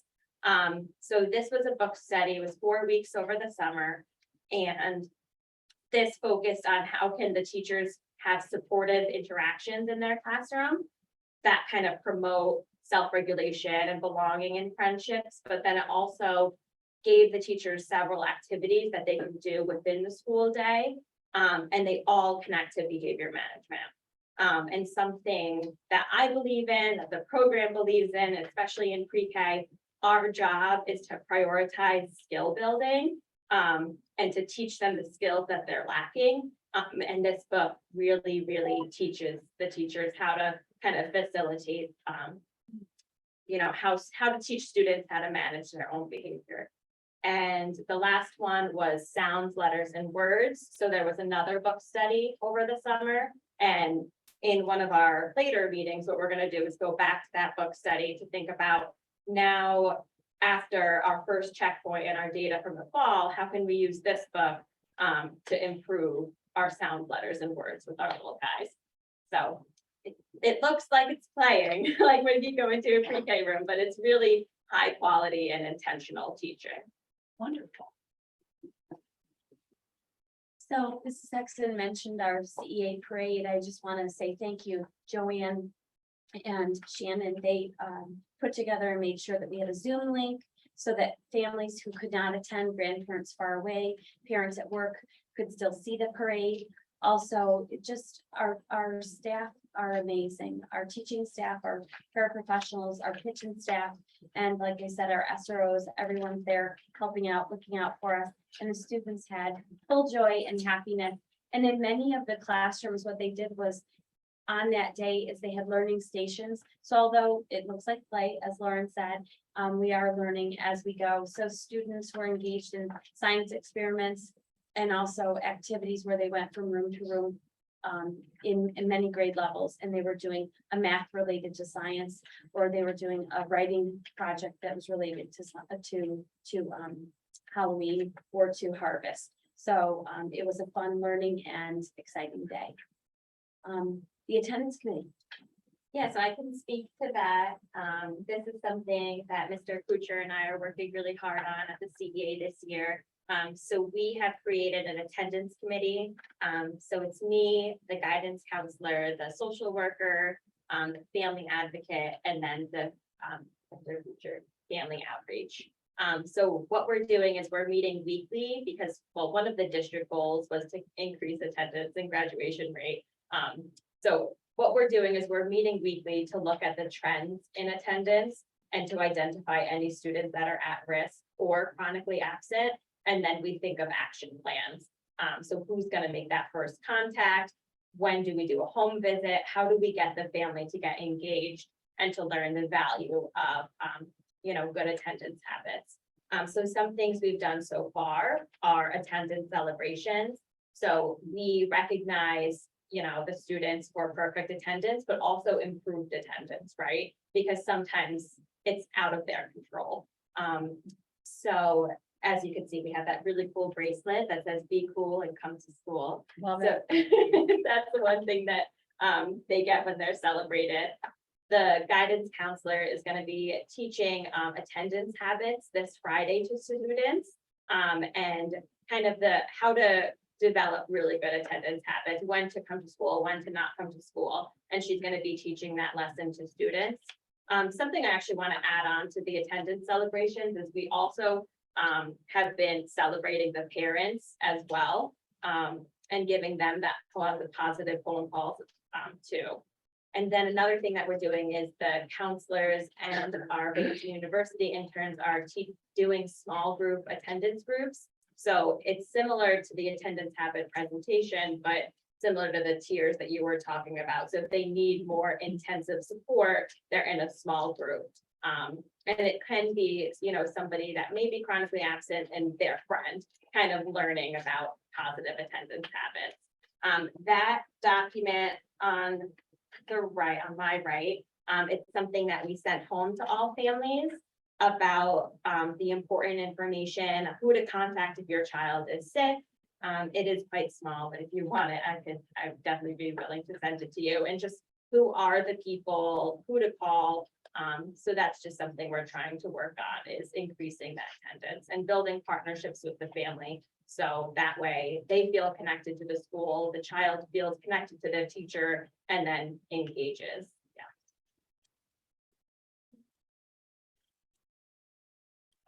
So our character education, SEL and celebrations, we are having monthly assemblies again. We have an incredible year's curriculum. Do you want to explain that a little bit? Yeah, sure. So that's another thing that I'm working on with the community school coordinators. So what that is, so there's 3 different parts of it. One is what every single teacher does, the lesson that they do to support social emotional learning. They do it every Monday. So that puppet, his name is Wally. There's Wally, there's a puppet named Molly, and there's a puppet named Dinah.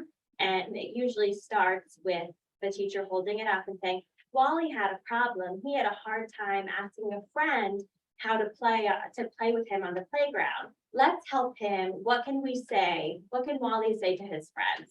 So it's just kind of a way for students to learn social emotional skills, how to cope with their own feelings, how to develop friendships, how to maintain those friendships.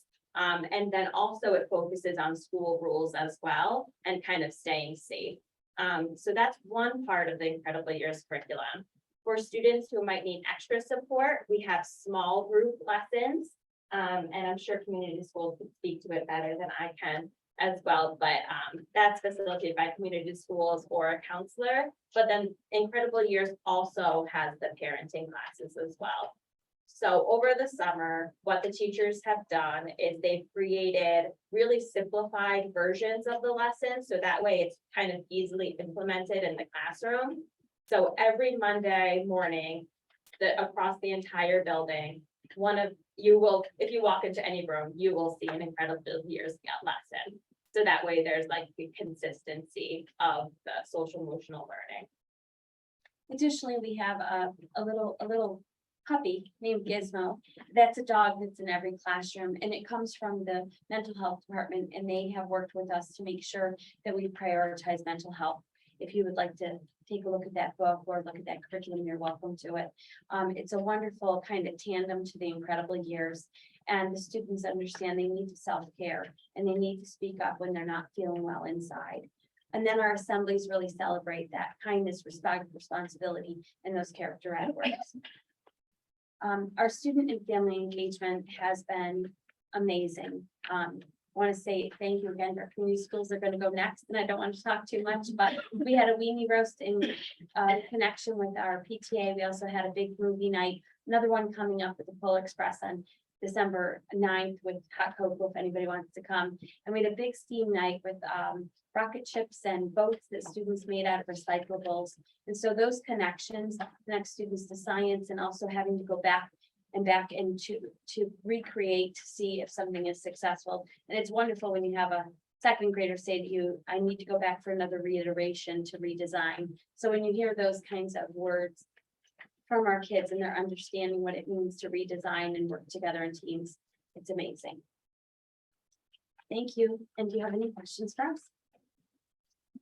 I would just like to say excellent job on the presentation, and this is very exciting.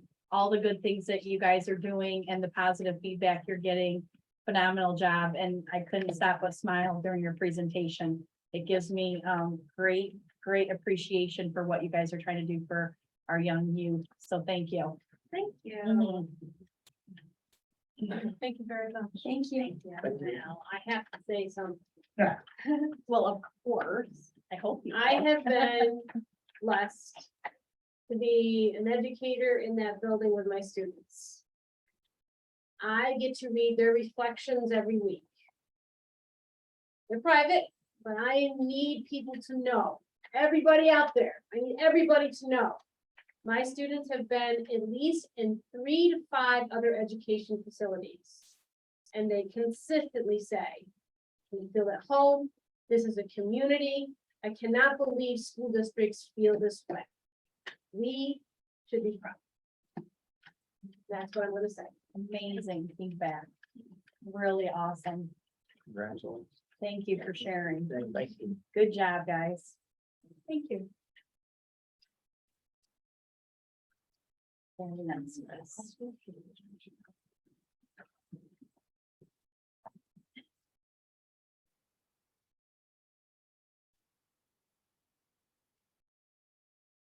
That does bring us to the community schools presentation. Can I do it? Wait, they cannot do this without the puppet. Joe's the best one. I was gonna say, is it Joe the puppet? Just feel embarrassed. Why on earth were you too embarrassed? So cute. Joe does an excellent Wally, I have to say. So we have Wally dying on the dinosaur. We have Molly, and then we also have Tiny Turtle. We love Tiny Turtle because he teaches kids that they can kind of go in their shower to calm down and do some deep breathing. And then when they're in their shower, they say to themselves, I think calm down. I think calm down. I think calm down. And then when they're ready, they come out of their shell and try again. So it's really the puppet. The kids love the puppets. The puppets are like rock stars. Really. Awesome. I need that puppet. We could probably use those here. So, hello, everybody. I'm Julie Jarina. I am one of the coordinators over at the CEA. I'm very happy to be here with you all tonight.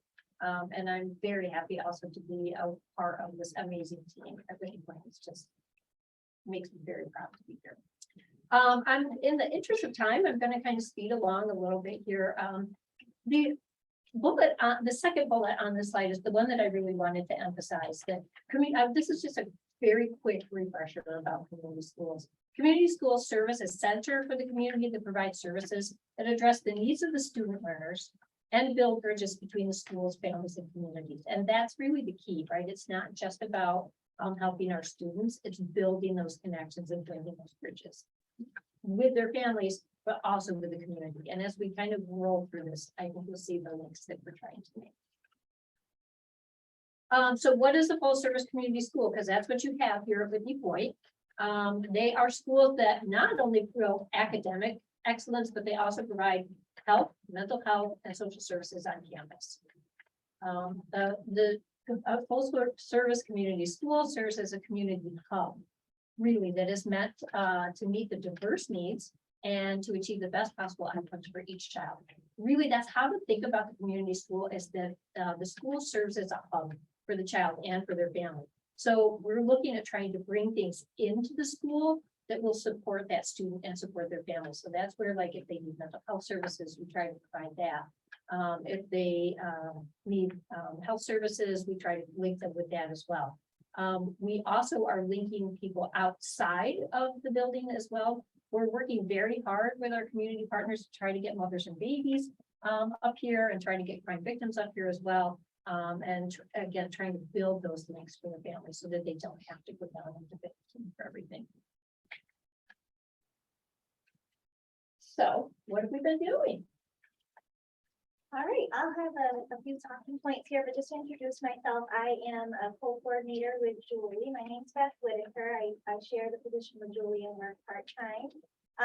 Formerly, I was a kindergarten teacher at the CEA, and I just want to say, because we're highlighting how Whitney Point supports families, I have said this before, but I feel this is an opportunity to say that I really appreciate supporting my family as I stepped away with my kids for a little bit from teaching. And when this grant was awarded to our district, I was really excited to be able to come back as a part-time employee and still balance my, raising kids and being here. And this partnership helping families and parents to do that has been, it's just the best. I absolutely love it and really appreciate all the support from our administration and from field stuff.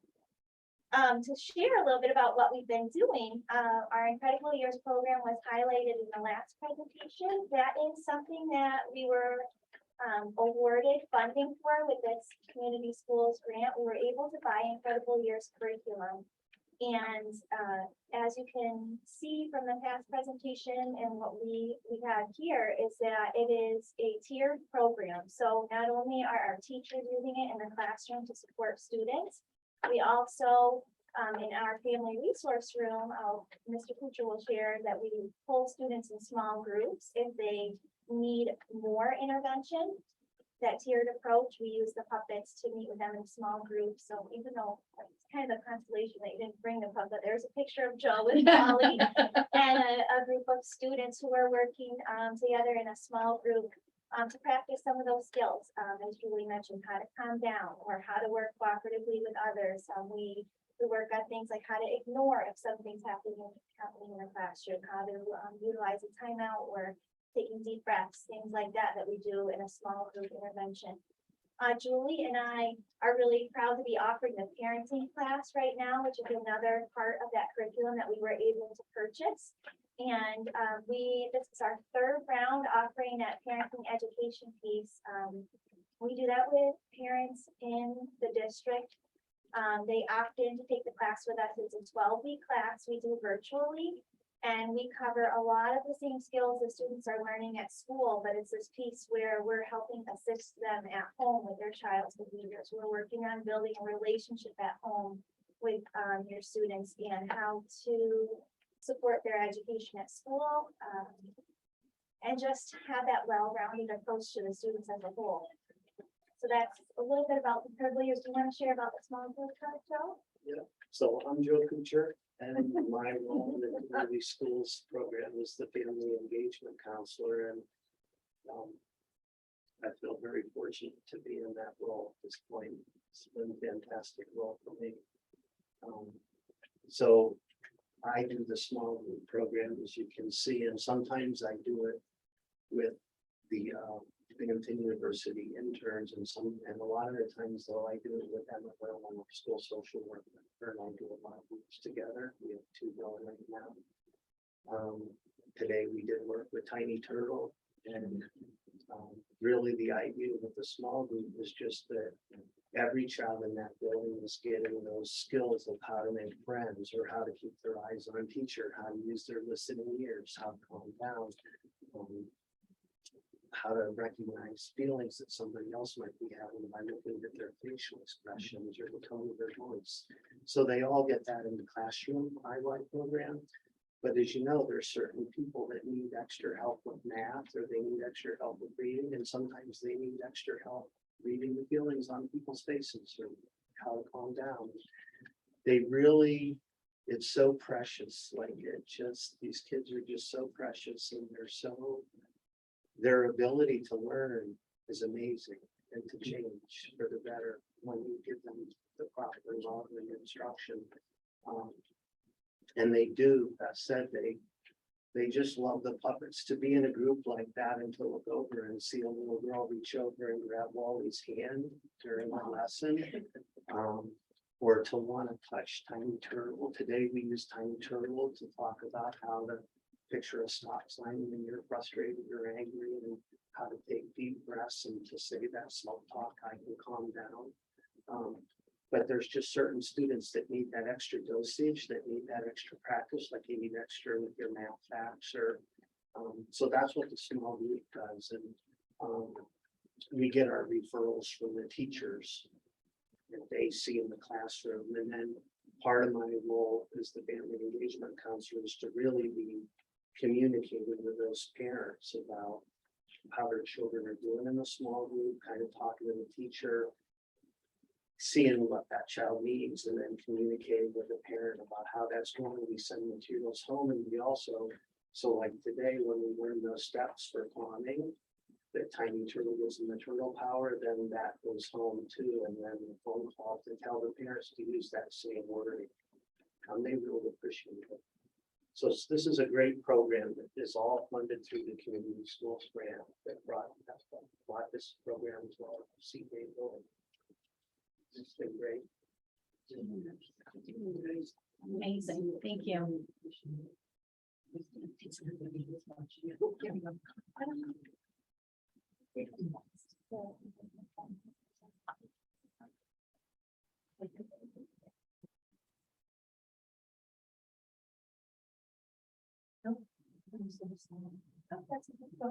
Okay, so just to highlight some enrichment activities, that's a big pillar of our grant, is to provide enrichment for the students. So we, if you, I'm sure have seen on the Facebook page, Community Schools has helped to offer running club. We've offered nature club. We have art club, lunch groups, reading tutoring, our small group Dinah, as mentioned, and wanted to highlight over the summer, some of our programming took place off campus, and that was something that we have found from working with families and doing different needs assessments, that some of our families do have a hard time getting here for events. So we have this great hotspot, I feel, in partnership with Who's Roost in Glen Aubrey, and they have such a great location for outdoor. And we have had several families who can walk to that location there. So that was really a great source for providing reading enrichment this summer, and providing a meal and food for ice cream at Who's Roost. So that's some of our enrichment things that we've had going on. Family engagement. I'll start talking about home visits, but I do want to say that there's been a lot of the nature enrichment programming with Mr. Tasper, and he's fantastic.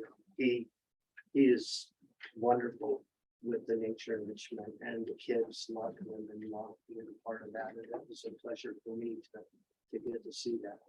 So I'm very thankful for Mr. Tasper. My pleasure, thank you. I get as much or more out of it than anyone else takes, so thank you. I enjoy it. So my role as a family engagement counselor is to try to connect with the parents, and I do that in a lot of ways, but one of the ways that is a great way to connect with families is to actually go to their houses.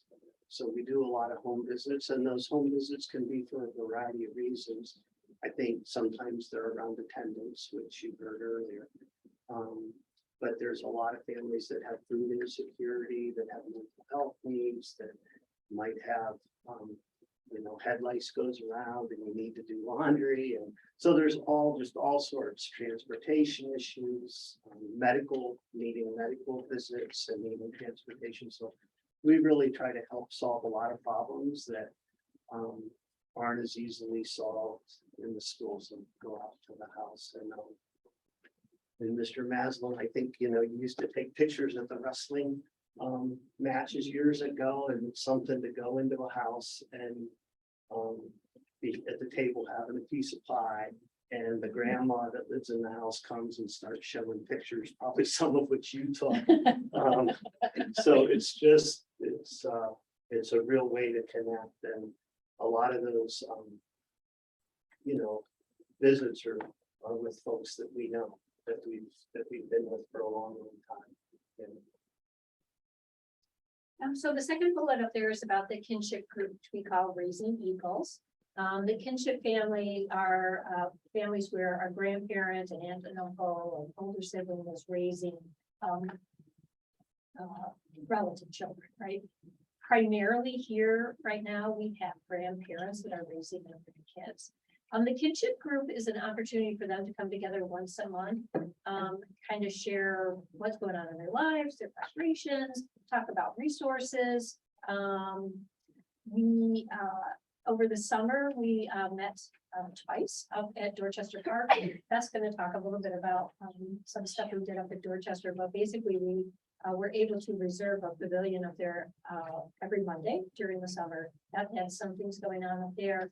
And we also had a kinship group meet there. That bottom picture you see is part of our kinship group. So over the summer, we were able to partner with Binghamton University Physics Department. And they sent some of their PhD students down with science kits and worked with our kinship kids.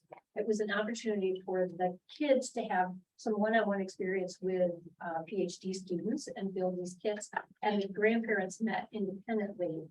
So it was kind of a twofold meeting that we were able to have. The kids loved it. It was really a super fantastic experience. And I have to tell you, these PhD students were outstanding with these kids.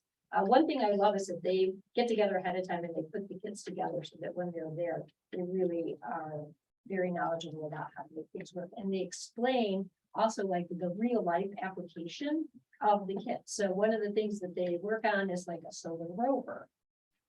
Putting that together, and then of course, when the sun hits the rover, the rover moves. And so making that correlation between this is what a Mars rover is basically like. And so making those correlations for the kids to help them understand the application. Right now, in addition to our regular meeting, we're also working on some stuff with the grandparents to help them find joy and things every day in their lives. Most of these families are very stressed, unbelievably stressed, and they don't have enough support in my mind, coming from social services in the state. I know I can speak for hours about that because I used to work in social services. But they're just very stressed and trying to raise their grandchildren. They also are providing supervised visits from parents and going to court and all kinds of things. And so it becomes very overwhelming, and it's really easy for families to kind of get stuck in that mire, right? And so what we're trying to do with our gratitude journals, which we have, is to just every day find one thing that you are thankful for, one thing that was a blessing, one thing that was, or maybe it was a beautiful sunset that really made you happy and smile inside, and just helping them see that there are positives in their lives every day and focus on those a little bit. And then the last thing that we do with the kinship group is we try to connect them, or I link them. Sometimes we've brought in an attorney. Most of these families, if they go to court, they have to pay out of pocket for an attorney. And that can be very expensive. One of our families just paid a $2,000 retainer to go to court. And the case was dismissed on the first day. And so that's $2,000 just a month for them. So what we have been able to bring in an attorney and have like a question and answer session. The family submit questions ahead of time so that the attorney can be prepared and be able to submit answers for them. I was making phone calls today for one of the kinship families to the law guardian for the kids because the family had a lot of questions and was really overwhelmed with the court process. So it's a lot of advocacy and trying to link them up with things and then hosting the activity, as I said.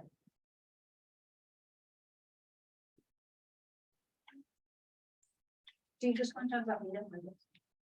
Sure, I think that the common theme here of Whitney Point supporting families tonight, is Meetup Mondays plays into that really well. Our Early Eagles program is really to reach families with children who are not yet in school. And so our Early Eagles program that at Dorchester Park, as Julie mentioned, over the summer, we met on Mondays. And that we really tried to push literacy with the kids. We gave away free books to any family that came. And we also partnered with a lot of different community agencies and had them come out to Whitney Point and share what programs they offer to families. One of them happened to be Cornell Cooperative Extension, and they were sharing how to make healthy snacks and healthy meals with their child. And out of that partnership this summer came an opportunity for us to bring a class. They offer different Mommy and Me or Grown Up and Me cooking classes. So we actually have one of those going on here currently. And so that was just a great way for us to partner with families of younger kids throughout the summer, and also partner with different agencies that are out there that have things that they can support families with.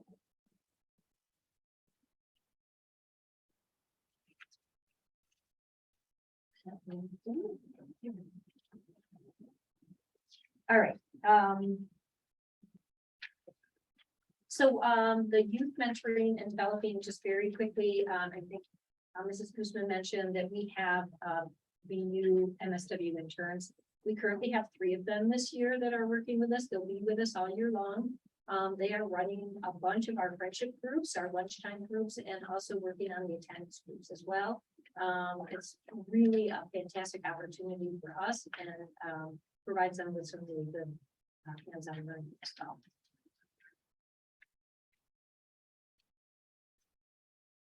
The next slide has to do with attendance, and I think that Lauren did a really good job talking about the attendance program at the CEA, so I'm not gonna talk too long, but I'm thankful to Molly and Lauren for, I feel like the attendance is in our grant, is something that we should be doing, but having their support and having Lauren taking leadership of our weekly meeting where we're looking at the data every week, and we've got the school, we have that problem solving group with the school nurse there, and Lauren and the social worker and the guidance counselor and myself, and the DSS family advocate, because he and I do a lot of the things together.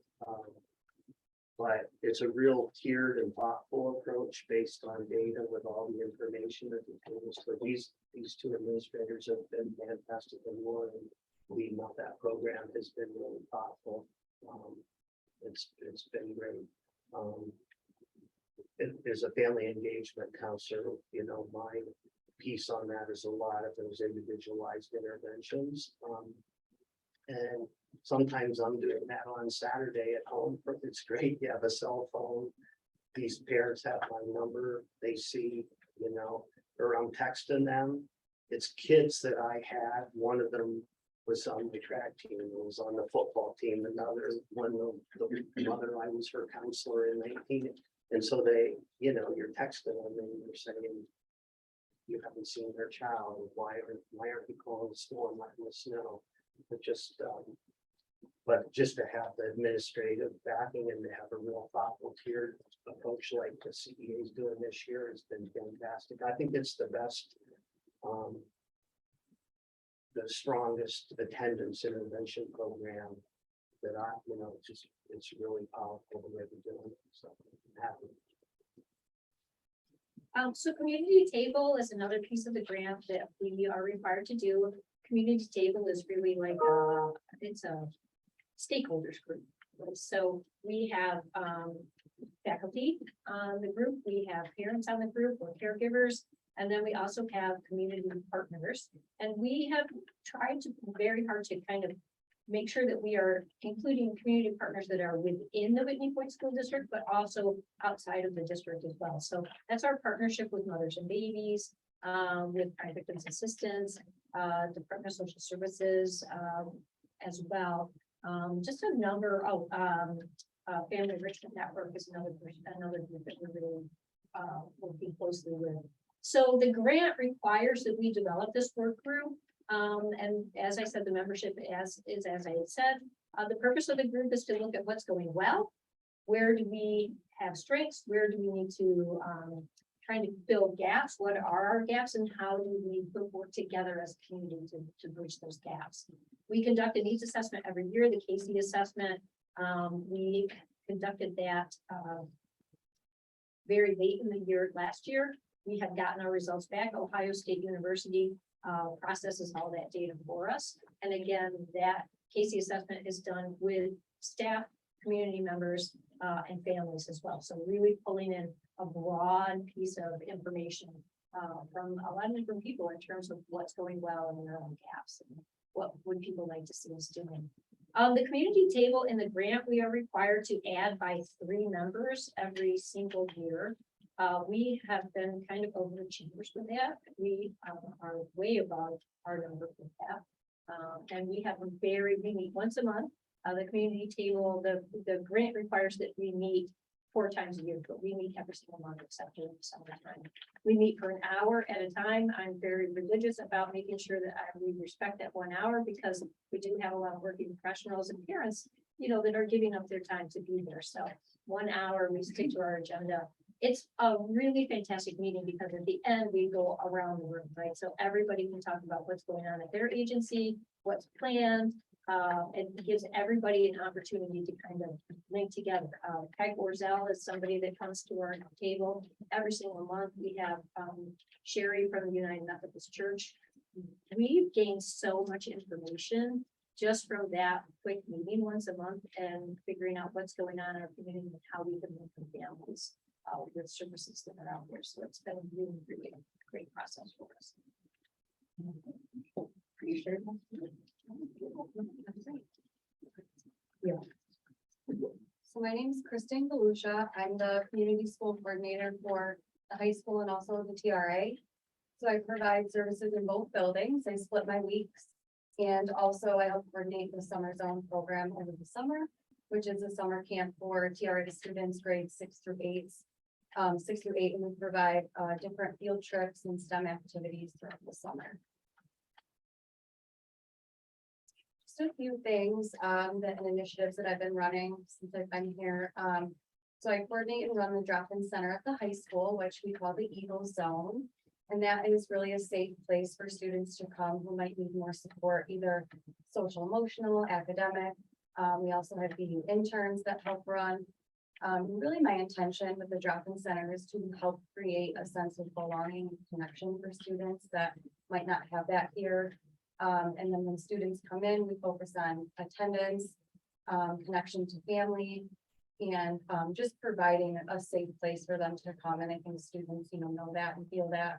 And I think kind of throughout the day, it keeps them engaged and wanting to come to school. I think for some students, it is a reason they come to school knowing that they can come into the drop-in center and receive that support, whether it be a lunch group or a study hall.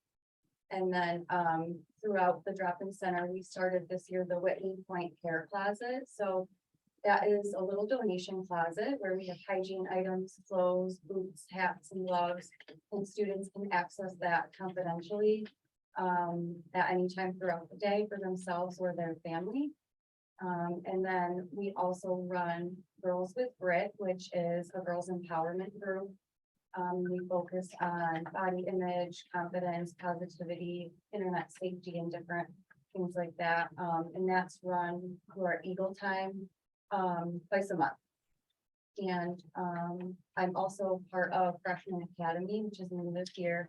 So I help support that by providing students academic support and also bringing in different community service providers to help increase educational opportunities for the freshmen. So an example was this year we brought in Cornell Cooperative Extension to offer a cooking class, and it's actually going on tomorrow. So that's really neat and exciting. And then at the TRA, I run social emotional learning groups for students 6 through 8. We don't have cool puppets, but I know. We do a lot of really neat activities that are age appropriate for the middle school students to help engage them in social emotional learning, and we might go over topics such as social skills, healthy coping, internet safety, safe relationships, different things like that. And again, those are called Eagle Zone social emotional groups.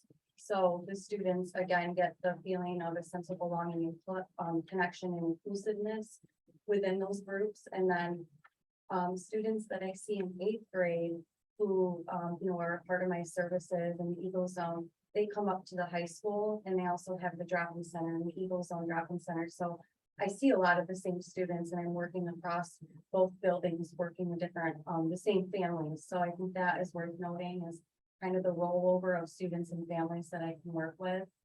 And just the goal of those groups is to give students a sense of belonging and connection.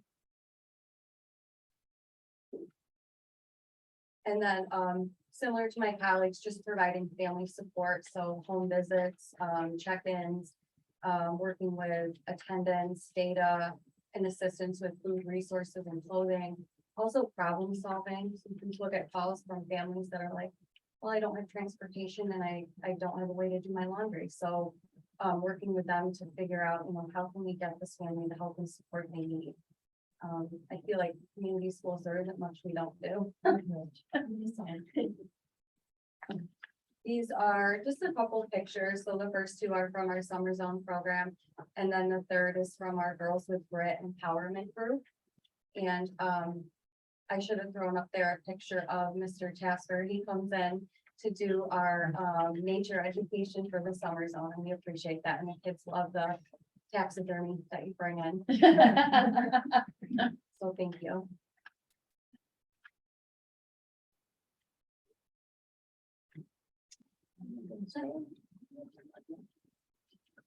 There's one more on my slide. Yeah.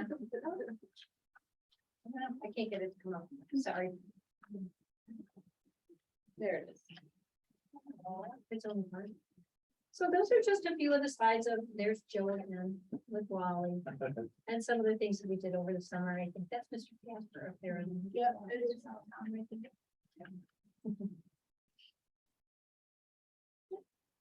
Thank you, James. Thank you. Well, excellent job. Thank you. What an amazing program you guys have there, and your passion is clearly shown in your presentation. So thank you for all that you do. I'd make a comment. People are doing their job, they're doing their work, but you're giving a lot of heart to it. That heart that I see exhibited here, impressive. Keep it up. Our world needs it. Thank you. I wanted to echo the same thing. I can't believe the passion, humanity that you guys all exhibit with people that are in difficult situations that help them make their lives easier. If the world just followed your example, we'd have no problems. I mean, our community is so lucky to have all the stuff that you do to try to respectfully and helpfully.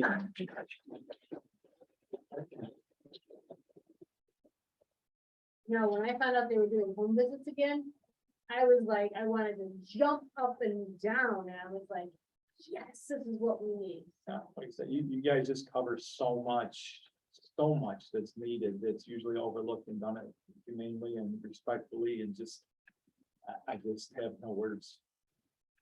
Thank you. Thank you all again so much.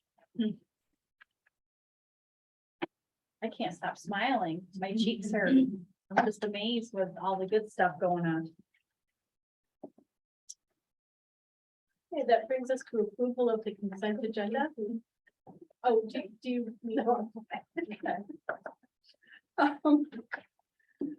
May I have a motion for the consent agenda, please? So moved. Thank you, Chris. And a second? Second. Thank you, Tiana. All those in favor? I Any opposed? Any abstain? Be it resolved upon the recommendation of the superintendent of schools for reasons of economy and efficiency in the operation of the district and the district schools, the Board of Education of the Whitney Point Central School District hereby creates one new full-time tenure-track literacy interventionist teacher position effective November 16th, 2022. Excuse me. one literacy interventionist in the reading tenure area. May I have a motion? I heard Tom and Brian.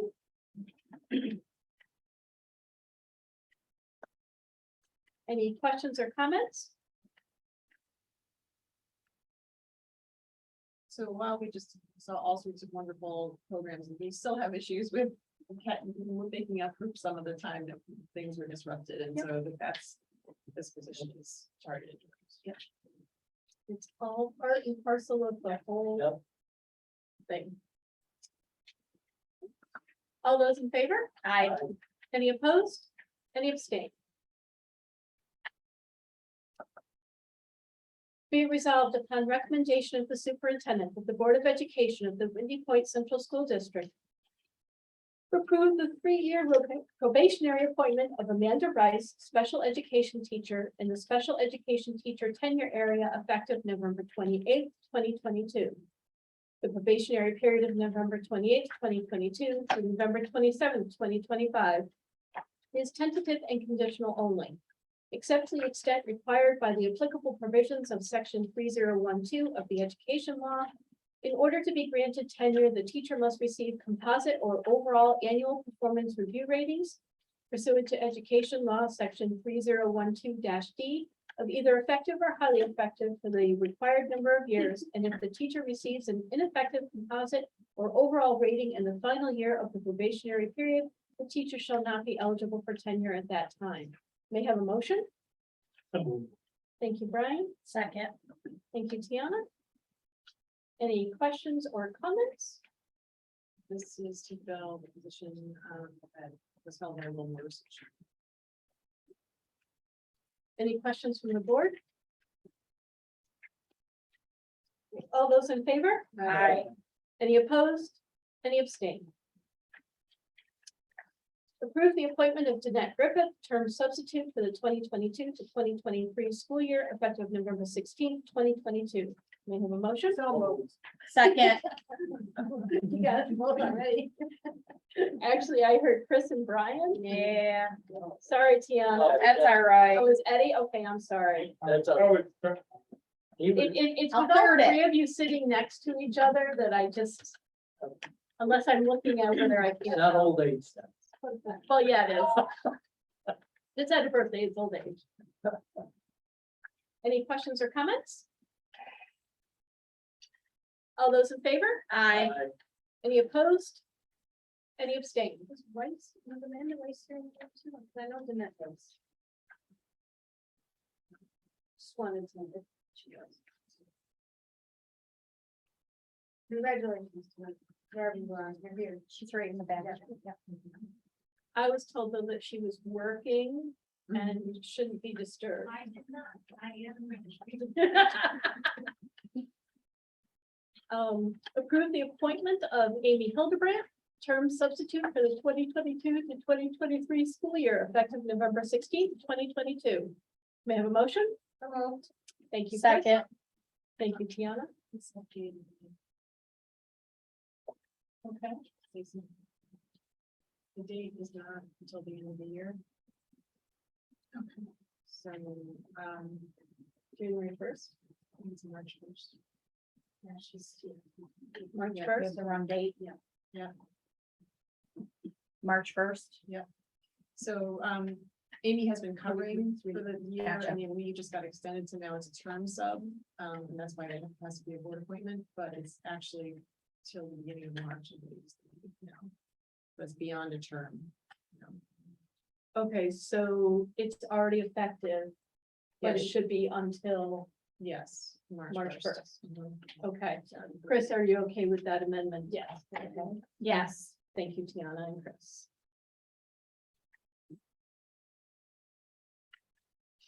Any other questions or comments? All those in favor? Aye. Any opposed? Any abstain? Approve the appointment of Cassie Smith, bus monitor, effective October 19th, 2022. May I have a motion? Thank you, Tom. In a second. Thank you, Brian. And it's correct in October. This October 19th, yes, right? Yeah. Okay. Just making sure. Any questions or comments? So this is to fill a position, well, we know we always need people, but Yeah. this is a Holly Slack's position. Any questions or comments from the board? All those in favor? Aye. Any opposed? Any abstain? Approve the appointment of Amelia Fitzpatrick, cook manager, effective October 27th, 2022. May I have a motion? So moved. Thank you, Chris. And a second? Second. Thank you, Brian. Any questions or comments?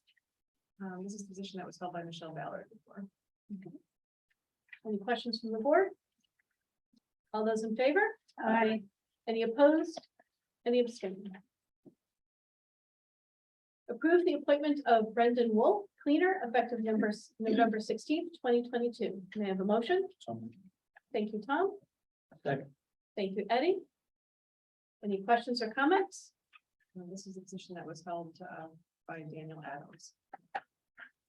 Any questions from the board? All those in favor? Any opposed? Any abstain? Approve the appointment of Sean Saddlemeyer, full-time teacher's aide, effective November 16th, 2022.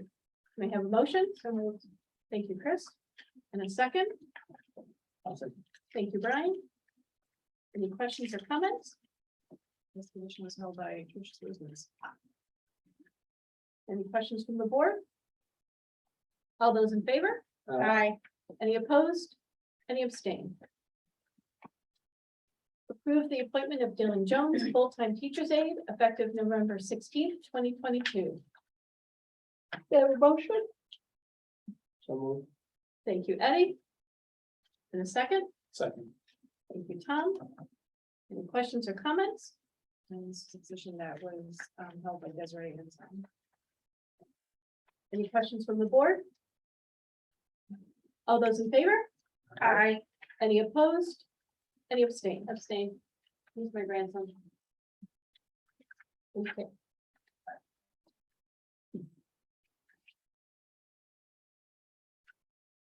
Approve the appointment of Debbie Ellerson, bus monitor, effective November 16th, 2022. May I have a motion? Thank you, Brian. And a second? Second. I got Tom first. Any questions or comments? This position was held by Lynette Baird. All those in favor? Aye. Any opposed? Any abstained?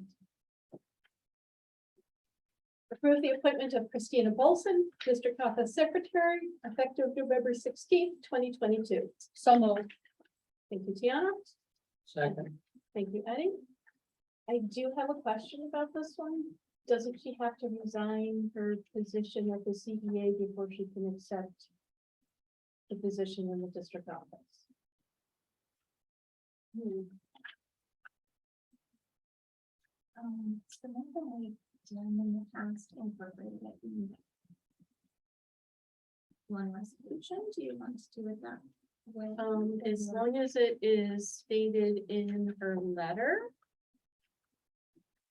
But she doesn't have a letter because she didn't. No, I thought there was something in there.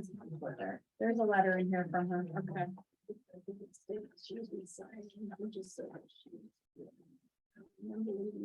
Yeah, I think you're right. I don't remember it saying that. Okay.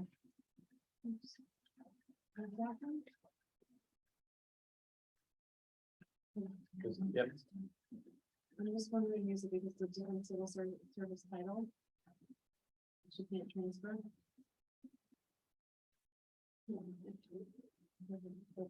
Master of Civil Service. Phone. It's a different civil service title, right? Yes. Okay. Hi, Zach, we have a question. It's a,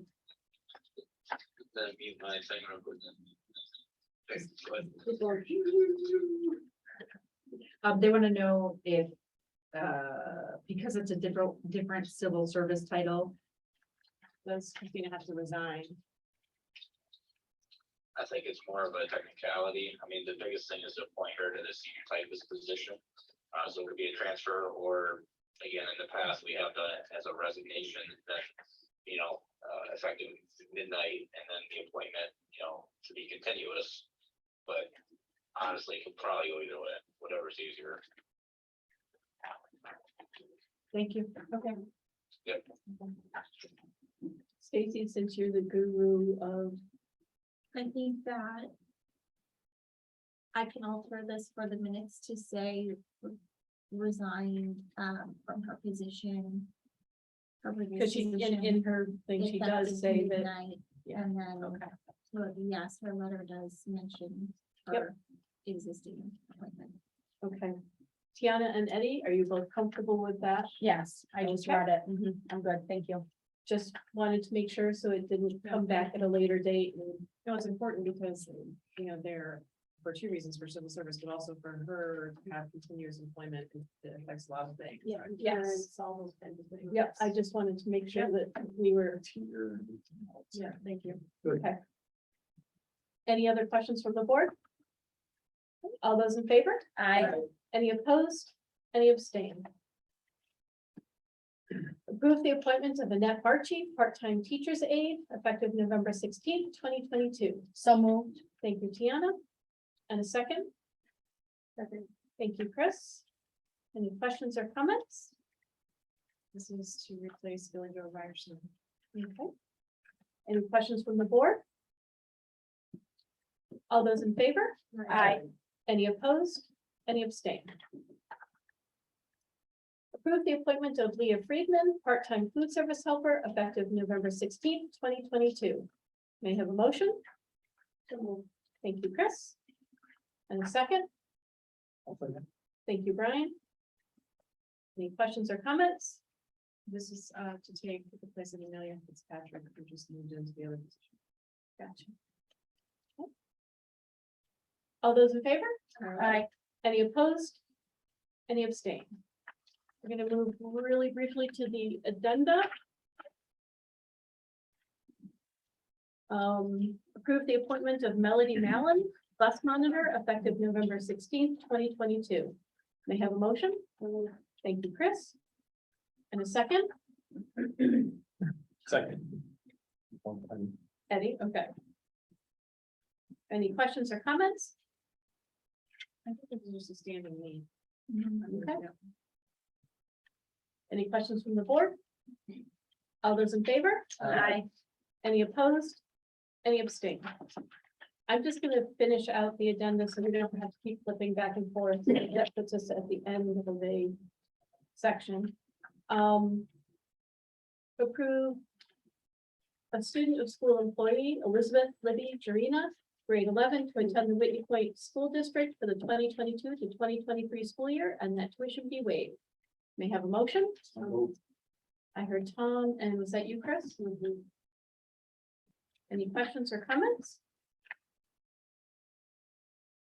Okay. All those in favor? Any opposed? Any abstain? Okay. Contract with traveling nurse services. Approve the service contract with ProCare Therapy, a DBA of New Direction Solutions LLC for traveling nurse services for the 2022 to 2023 school year. May I have a motion? So moved. And a second? I like traveling. Was that you, Eddie? Okay, For student moving information. okay. Any questions by the board? All those in favor? Aye. Any opposed? Any abstain? We have a field trip request, TRA, 7th and 8th grade field trip proposal to Hershey Park on June 9th, 2023, to compete in the Music in the Parks competition. May I have a motion? So moved. Thank you, Tiana. A second? Second. Thank you, Tom. Any questions or comments? All those in favor? Aye. Any opposed? Any abstain? accept the anonymous donation of $1,000 for books and materials for the Carl E. Adams Primary School. May I have a motion?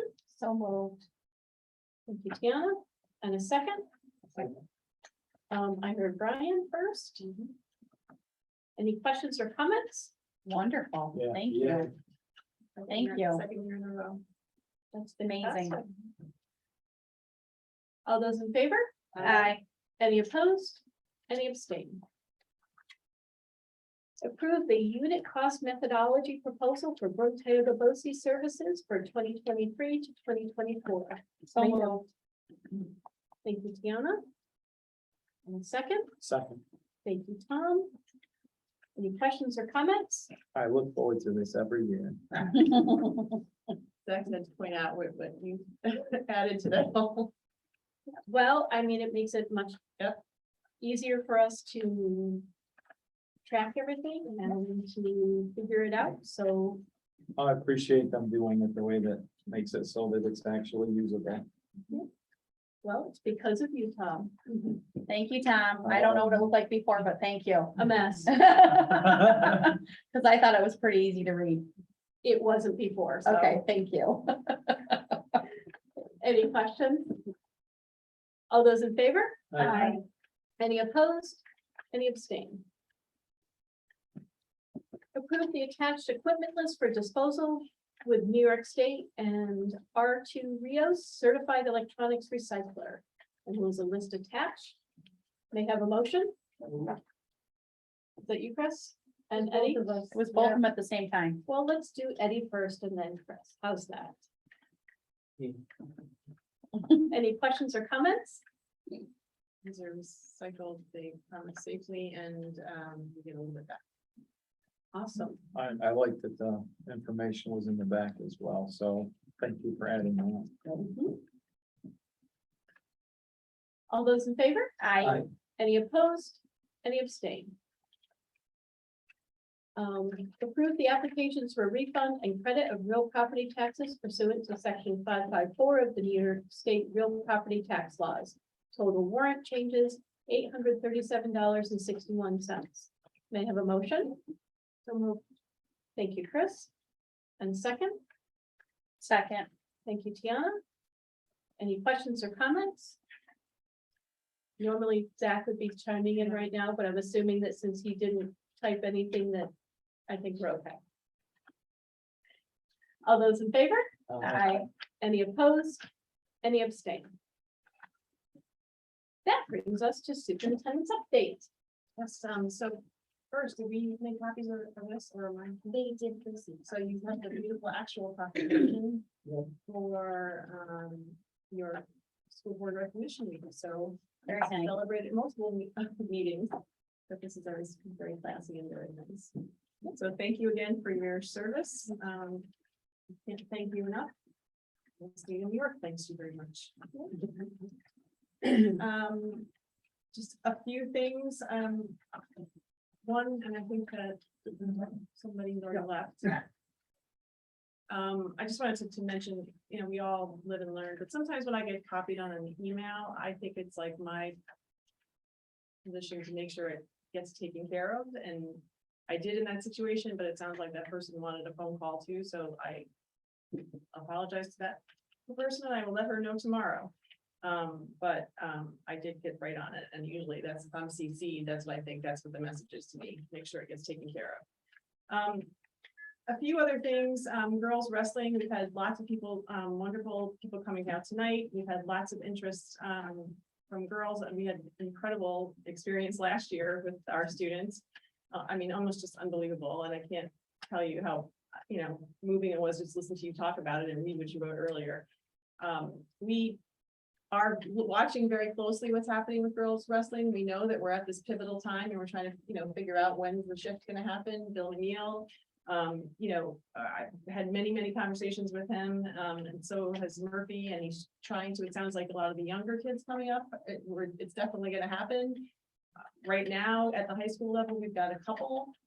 So, we want to make sure we're giving them the opportunity that they are safe and that they get to compete when they can compete, but also watch very closely when the time is that we can pivot to having a girls team.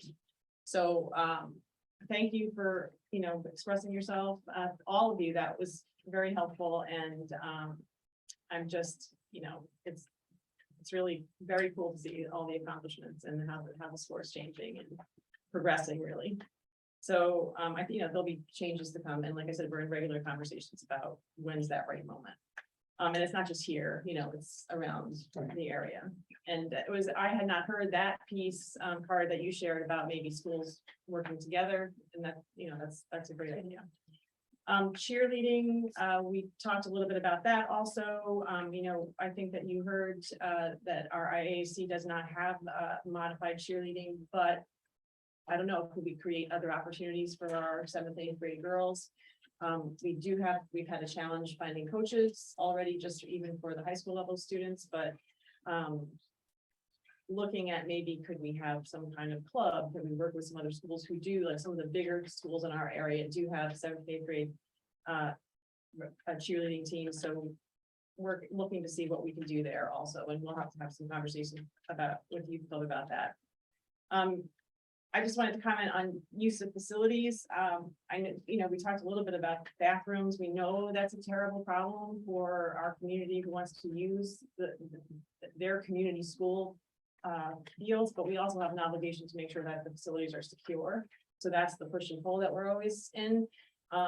One of the big things that we're really excited about in the new project is that we're going to have bathrooms that are accessible just as bathrooms, so that they'll be able to be open for people to use, for all kinds of activities for the community. We're also on the pre-K edition, we're adding one over there so that on the upper field, you'll be able to go in and out. And again, it doesn't compromise the security of the rest of the school. In the short term, that's really the issue, is the security with the bathrooms, and that, I know porta potties are not much of an answer and they can't be everywhere, but we certainly will continue to do that in the short term, and hopefully this project will go smoothly and we'll get to the other side of it and have better facilities for everybody to use.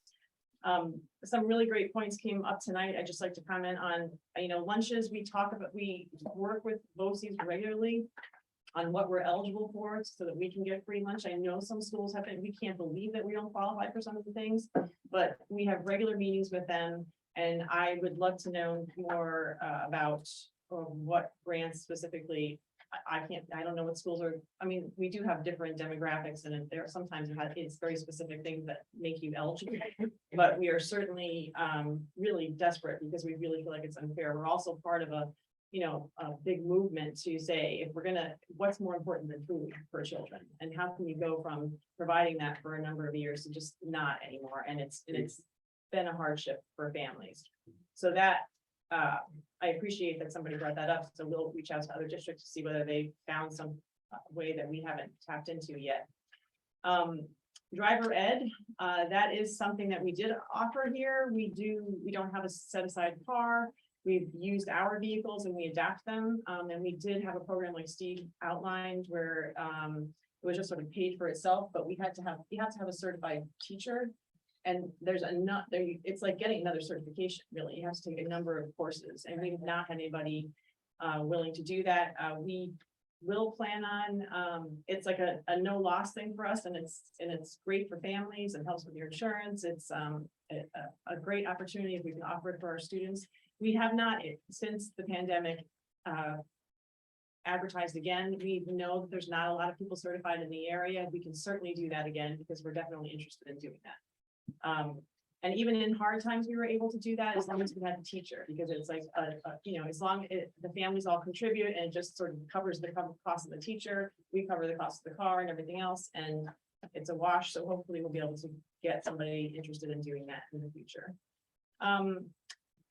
The other piece I just wanted to mention, we are working on a number of things in our district to improve the safety and security in every one of our schools for every single child. We are going to be meeting with groups of students and groups of teachers, and also surveying families and asking parents to get involved and talk with us about what it's like to be a child in our school district, to make sure that we're really understanding fully what is maybe not as great as it could be, and how we can do better to make sure that everybody has a safe learning environment.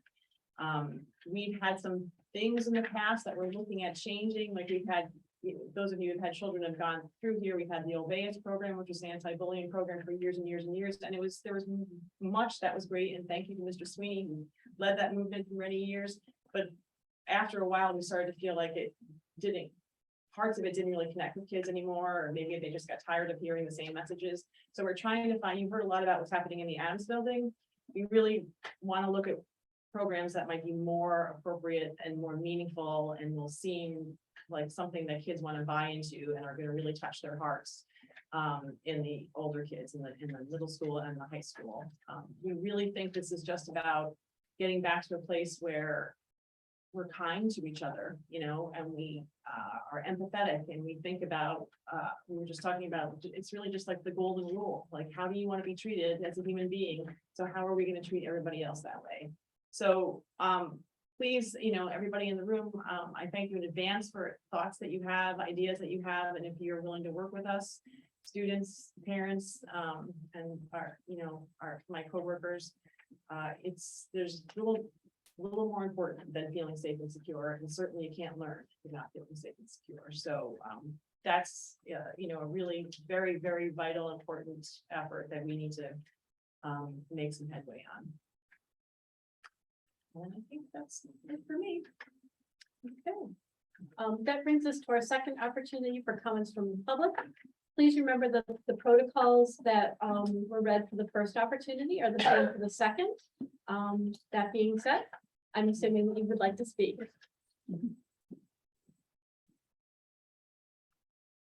I'm Megan Ballard, and I am from Whitney Point. And well, first, I am also the president of the youth club now. So if there's any issues, I would like to be addressed, and so I can deal with them accordingly. But I also, on the bullying, I'm pretty sure you guys have heard of the news, and my son has not had a good experience in middle school. But I do want to give credit to who it's due, because the sexton has helped me a lot, and she has been having open communication with me, which is, I'm thankful, and I'm sorry, this is Don't apologize for crying because it's your kid, and yes, we appreciate your. It's real. Yeah. It's real. And I also want to thank Mr. Kuchar and Kirsten, because I am a single mom and I was in the military for 14 years, and my kids don't really have their dad in their life. So they look to the therapy people, like mentors like Mr. Kuchar, that my son loves him. He goes there every Wednesday and he enjoys it. And my daughter, she has therapy, and they get a lot out of it. And I'm very big on mental health. And I truly think that what they're doing is amazing. And I can't thank people enough that way, but I do think a lot has to change. And I don't, like I said to you, I don't know what the right thing is. But I know that things are, like, discipline is not done correctly. Like, there's issues that need to be addressed more than they are. But I do want to thank you. And I look forward to moving forward, and I want to be involved in whatever I can, like I have said. And hopefully we can do something in the community to bring us back together and respect each other. That's it. Thank Thank you. you, Megan. Thank you so much.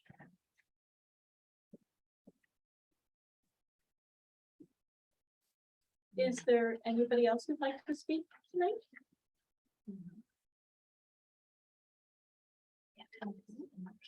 That brings us to Board of Education comments.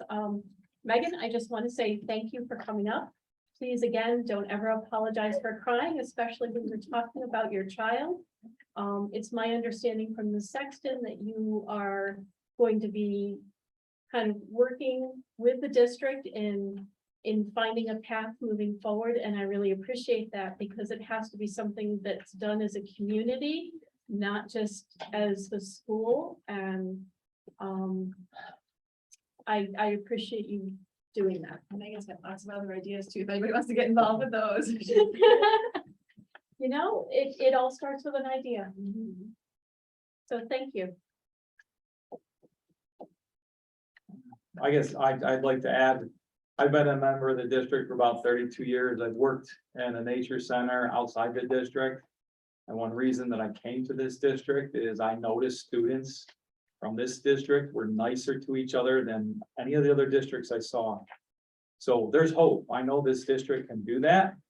I hope we can get there, and seeing all these wonderful things that we're doing, hopefully we can get there. But thank you for coming in. I know I have 3 children, and I wouldn't want anything more in my life than for them to be happy and safe. And I want to say, Megan, thank you.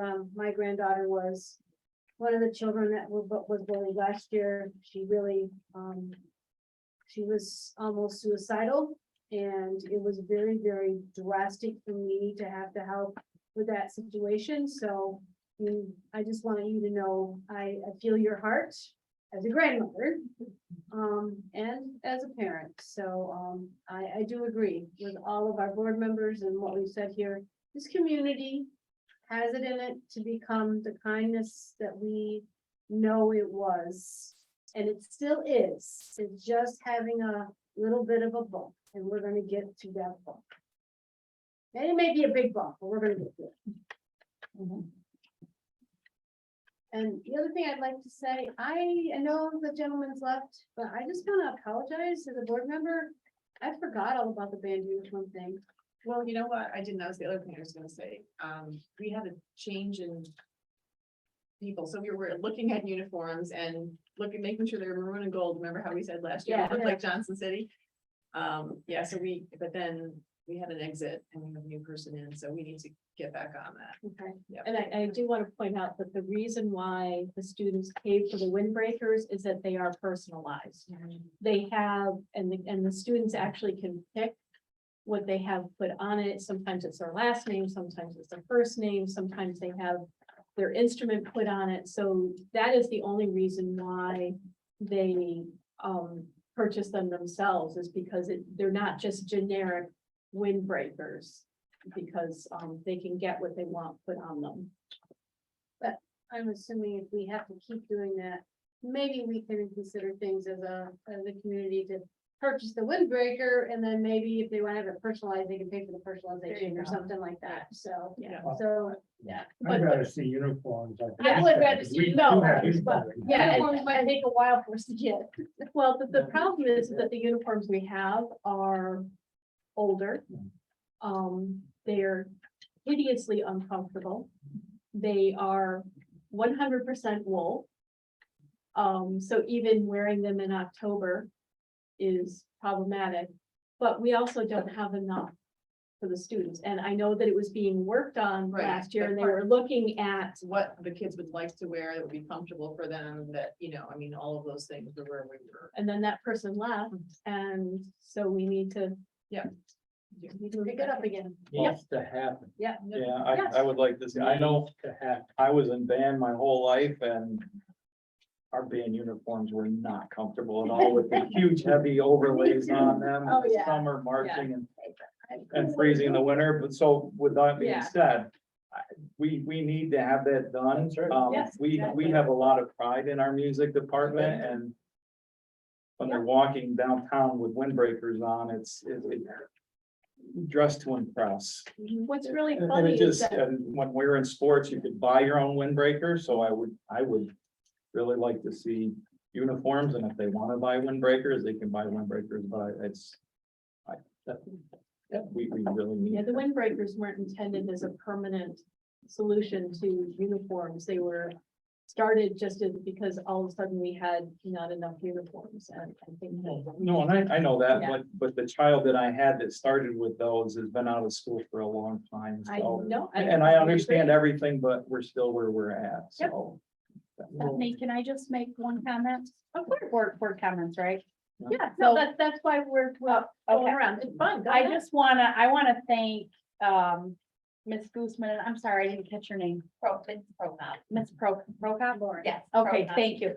I thought your presentation was amazing, and I'm so encouraged to see all the wonderful things that you guys are doing. And then I also want to comment to the group over here, the community school, that ties right into what you guys are doing.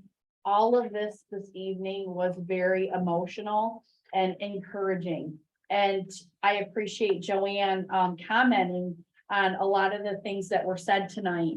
That just says that you're aware of these things, you've been working on it, so I appreciate your compassion and just sharing that you recognize we're doing a lot of great things, but there is, like Tom said, there's hope, and there's a lot of good things coming. We just need to come together. And then Megan, I'm encouraged with all of the positive things that are going on and you helping.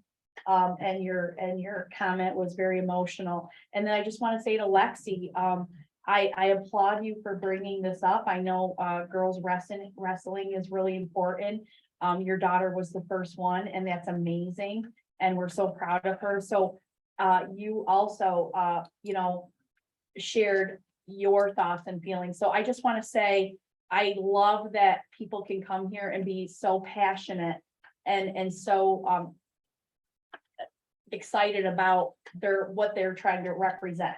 And we don't really see that a lot at other school districts. I've been talking to other board members to try to get an idea of how their board meetings go. And I just want to say, I think it's amazing that the community is so caring and compassionate and wants the absolute most for our kids, both on an educational and